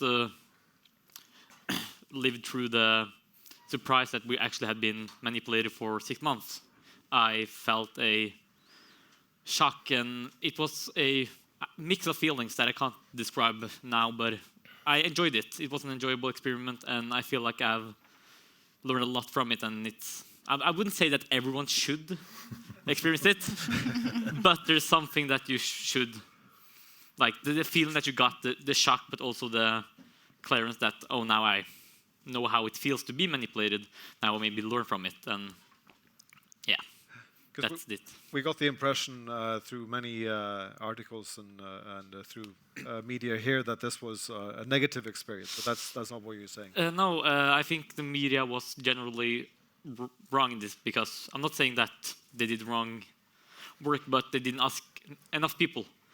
Because when they said what happened and they explained the manipulation, there were a distinct difference between opinions between the students. There were some students that liked it, like me, and there were some others that thought it was a horrible idea, why did they do this? And I think that instead of just focusing on one of the viewpoints, which they did, where they focused on the negative, like this ruins a I forgot the word, but the rumor of a certain political party. And they should instead ask a lot of students and get a general feeling of how it is, because I have talked about this with other students, and they have said that some of them were like, this was a horrible idea, this should have not been done. A lot of people in my class think it was a great experiment. We had a lot of fun with it. And we talked, I don't know if it's irrelevant, but the student council leader, he said that when he got called by the media, he had to try to be as passive as he could when he tried to explain the general feeling of how the experiment went. And I feel like the media wanted to make a big case of it. It was a big deal, of course, because it's NRK and everything. But it felt like they wanted this to blow up. They wanted to kind of destroy Andreas in a way. And I feel like they were unfair in the way of they put this experiment, because it's not only a story of full life, but it's it's something I'm going to remember always. I'm always going to be more critical to what I read, what I experience, and I think it's something that you should more think about what you learn from it and not be mad that it happened. Be happy that it happened, not mad that it didn't. Now, you used emotions very clearly as a tool. Appeal to people's emotions to get them to accept your argument and what you're selling. And we heard Arild here say that facts don't matter to most people. Do you agree? Do you sense that from your school, from your crowd, that the facts aren't that important? Facts are really important, but I feel like people often would disagree with facts, even though they're right, just because they're, what you can say, you disagree with them. I feel like I feel this way. They say this thing. I don't believe it. That's not right, because you can often let the emotions take the upper hand on how the world really is, and that can destroy the balance between emotion and facts. So I wouldn't say that facts are irrelevant, but the people's emotion take control. Usually, we choose our own reality. We choose our own reality, indeed. Ritu, is this something that would succeed in Canada as well? This type of both these projects, the one that they were exposed to and the one that they did themselves. It's hard to say with any degree of confidence whether it would succeed in Canada, but in terms of media literacy, from the research that I've done, I can see that Europe is definitely ahead of the game, looking at our youth. So from the experiment that you ran, and also in Finland, there's a high school that's partnered with a fact-checking organization called FactBari to create this digital media literacy program. So we have not yet seen that in Canada. I have a 6-year-old and a 4-year-old, and my 4-year-old is in junior kindergarten, and she came home a couple of weeks ago, and she asked me if the internet can be considered as media. So they're starting to use, yeah, I was quite surprised myself. So they're starting to use that language at a very young age. So they're introducing media, they're introducing the internet. I don't know if I should be worried or proud, but this partnering with fact-checking organizations and really tackling disinformation, we haven't quite seen that yet in Canada. So from that perspective, my sense is that Europe is really involved in this from their youth, which is where I think we need to focus and we need to target, so they can develop those critical thinking skills, because they will be our voting population. So if they can develop those skills at this age, I think it puts democracy ahead.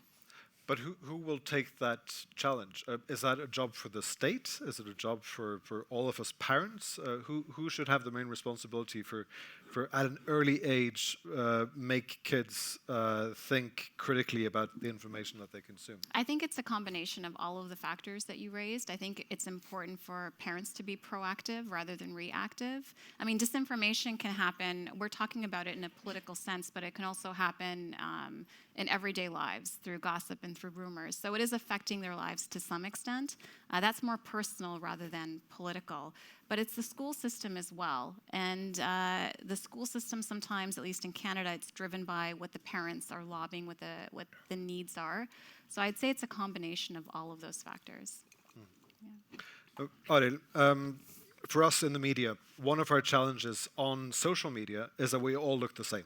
Yep. So you get a title and you get a text, and it's not immediately clear who you get the information from. Is it from a trustworthy source or not?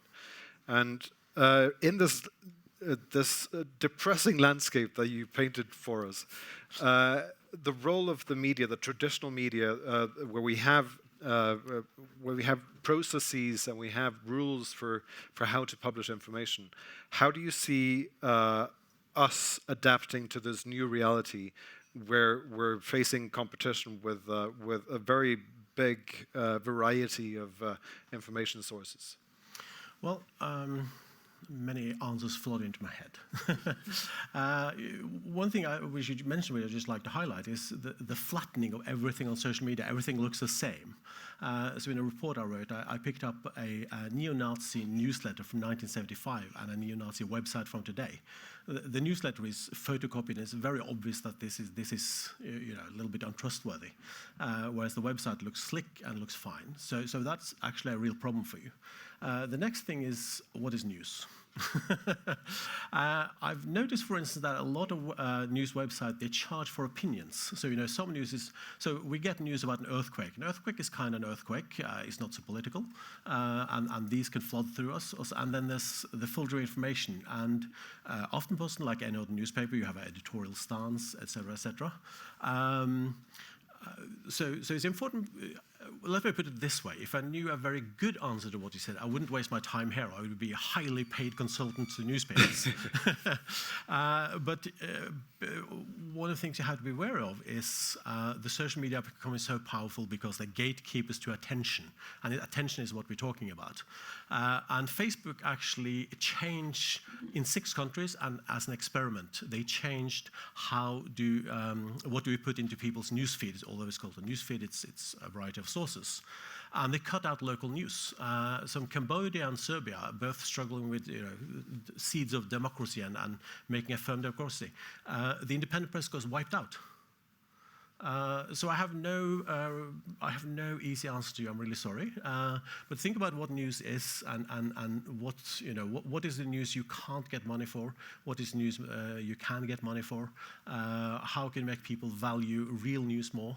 And this is a problem of myself. I'm used to getting things for free, and that's because of the advertising model. So it feels like, oh, should I pay for the news when I can sort of get the headlines for free? Yeah, it's Yes, challenging. Yeah, well, okay. I agree. We've been talking a lot about disinformation going from one direction to another. And obviously, that's not the way the world works. History is full of examples of disinformation going from, say, our side of the geopolitical table to the other. Since both of you are now not representing directly the defense authorities in each of your country, but can you tell me something about the temptation to use some of these methods that you now have a lot of knowledge about, and using that in other systems to affect how people think in, say, less democratic countries? Whose temptation? From, say, government officials or governments in the West. To use disinformation against adversaries? Not necessarily disinformation, but to affect how people think and maybe spread democracy. I mean, it could be anything. But to use these tools that we now have learned a lot about as ways of influencing people in other countries. Oh, in other countries. I saved that one for last. I feel like that's a classified discussion. I can say that, I mean, I'm sure I haven't paid attention to it. I'm sure that Norway has some nice feed that says Norway is really great, come to Bergen, it never rains there, etc., sort of misinformation. But what I can tell you is that everybody I meet is super worried about Norway, about stepping up any boundaries that impinges on does any, seriously. I mean, they're super scared. And that's kind of nice. I have no morals. I was a computer consultant for 20 years. I mean, so, I killed off my morals at an early stage to get the billing in. But the thing here is that Norway is very strict, and so I don't think there's any temptation to do any misinformation at all. But as everybody else, we promote, say, the great things about Norway. We don't like it when somebody points at us, and nobody's perfect. So we try to sort of, we don't push that too much. But I don't think there's a temptation to use the tools at all in Norwegian. And I wasn't how I shown up Canada. She doesn't want to say anything. So, my God. I don't believe that there's any. I'll go back to the data. That's what I'll do.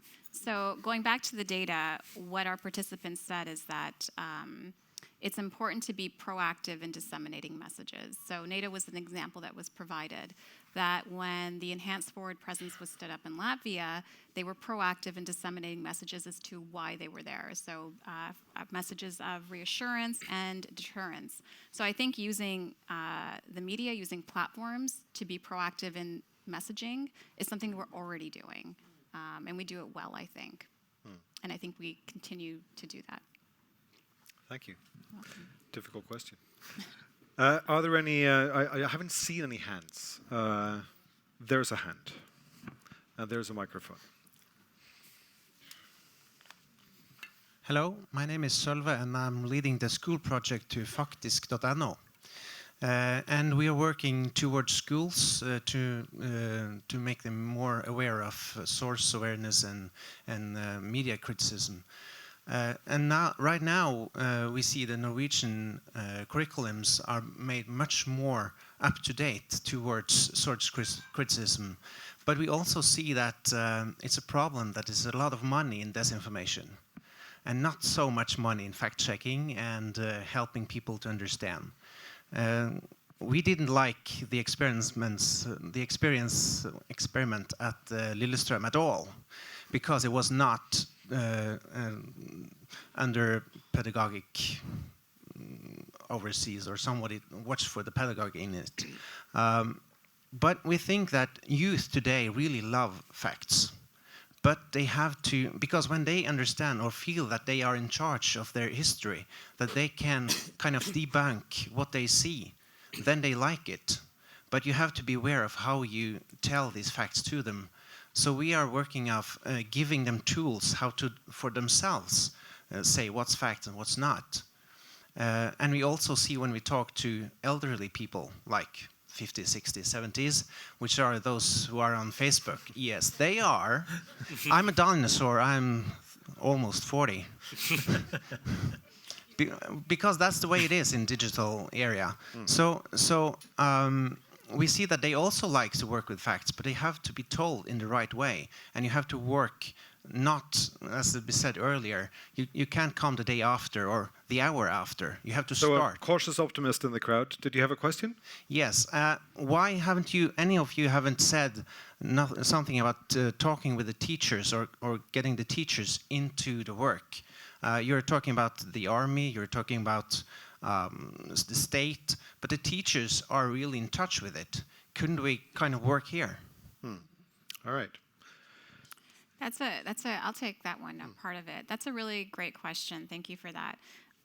To a large extent, you said why we're focusing on the military. That's my job as a defense scientist, to focus on the military. That being said, we also have, as part of Women in Science, we have outreach programs that our department conducts. So that involves going into high schools to talk about the kinds of research that we do, to specifically aim for girls. Like, it was International Women's Day on February 11th, I believe.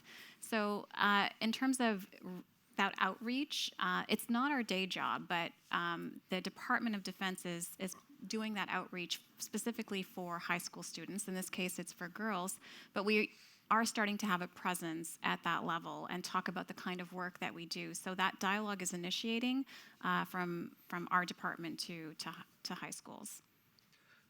Julian, I know your teachers are in the in the room, but what would be your answer? How important are the teachers as compared to, for example, parents when it comes to spreading knowledge about this?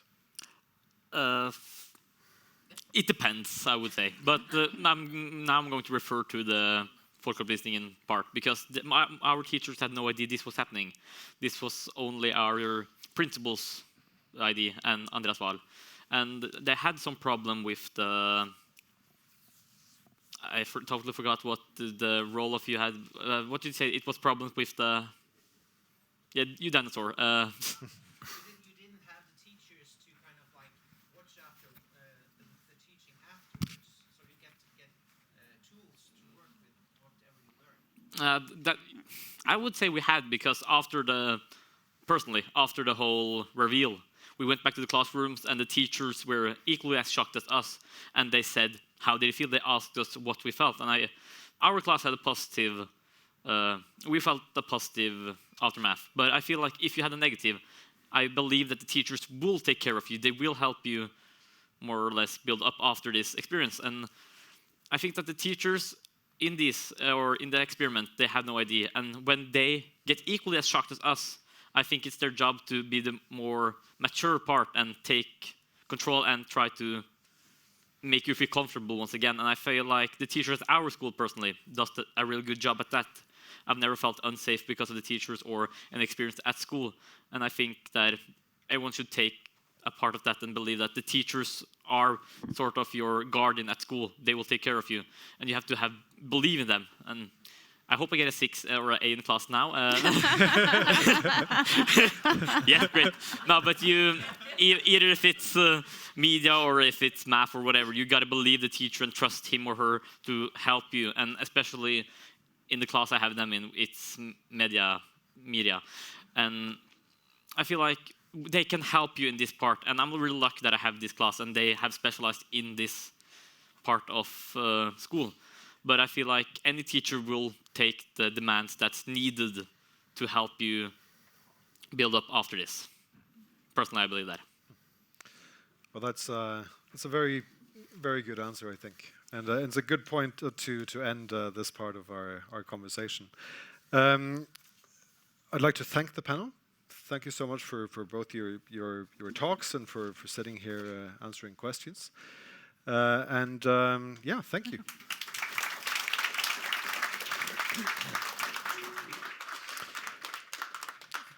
So it's been a day full of a lot of information, and to round it all up in 5 minutes, we have the research director at the FFI. So if Janet Blatney, if you could please come up here and say a few final words. Wow, it's been a scary day, hasn't it? What have we learned today? It's about knowledge. Several topics and challenges have been presented today. We heard about altered information, we heard about digital environments, we even heard about information bombs.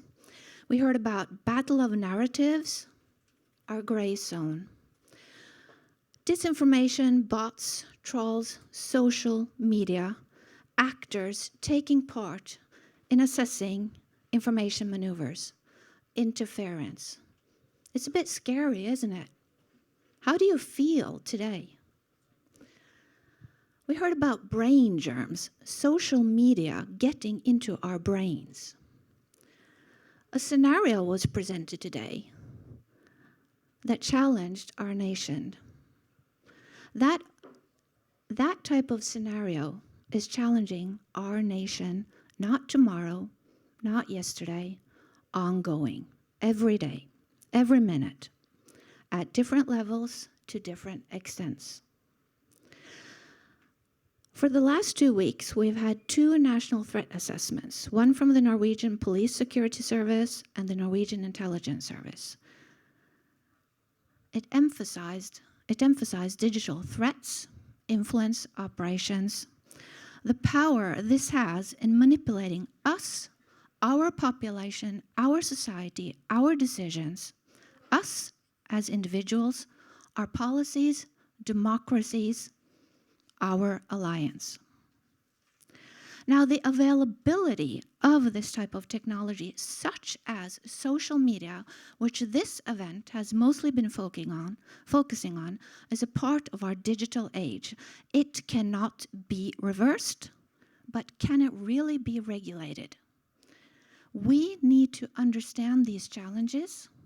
We need to understand the technological layers behind it. We need to understand the algorithms.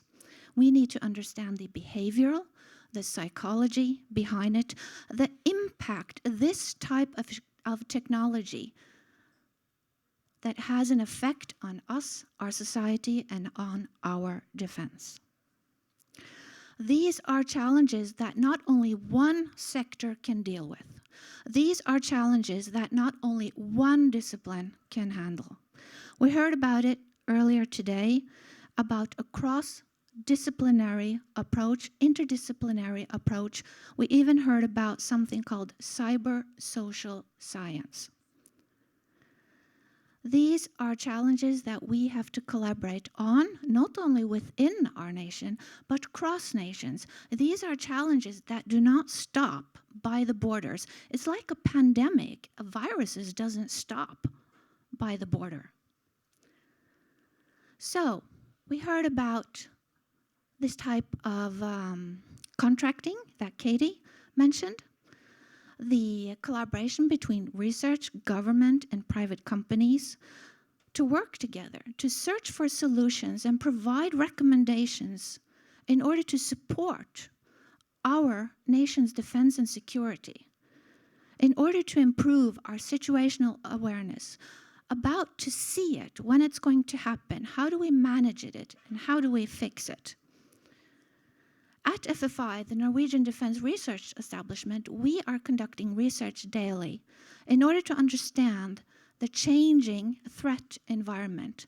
And some of the research that we are doing, as presented by Arild, was that yes, we are looking at these issues. And why are we doing that? Yes, we're doing it to establish knowledge, to provide recommendations and advice to our decision makers within our nation's defense and security, and as a part of our total defense. Several months ago, we decided to have this type of event. We decided to have an open event, transparency about this topic. There's so many challenges that we really need to debate about. And I think that we have really increased our knowledge today. Do you agree on that? Yes, we have increased our knowledge today. I would like to thank all of you who have contributed to this event, to all of the international speakers, to Lillestrøm videregående skole, and of course, to ECBO's Legat, who have provided funding to make this event happen. I would like to thank you again for all of those who have attended this event. To increase our knowledge, I wish you a very safe trip home. Enjoy the rest of the day, and remember, be aware, be critical. Thank you.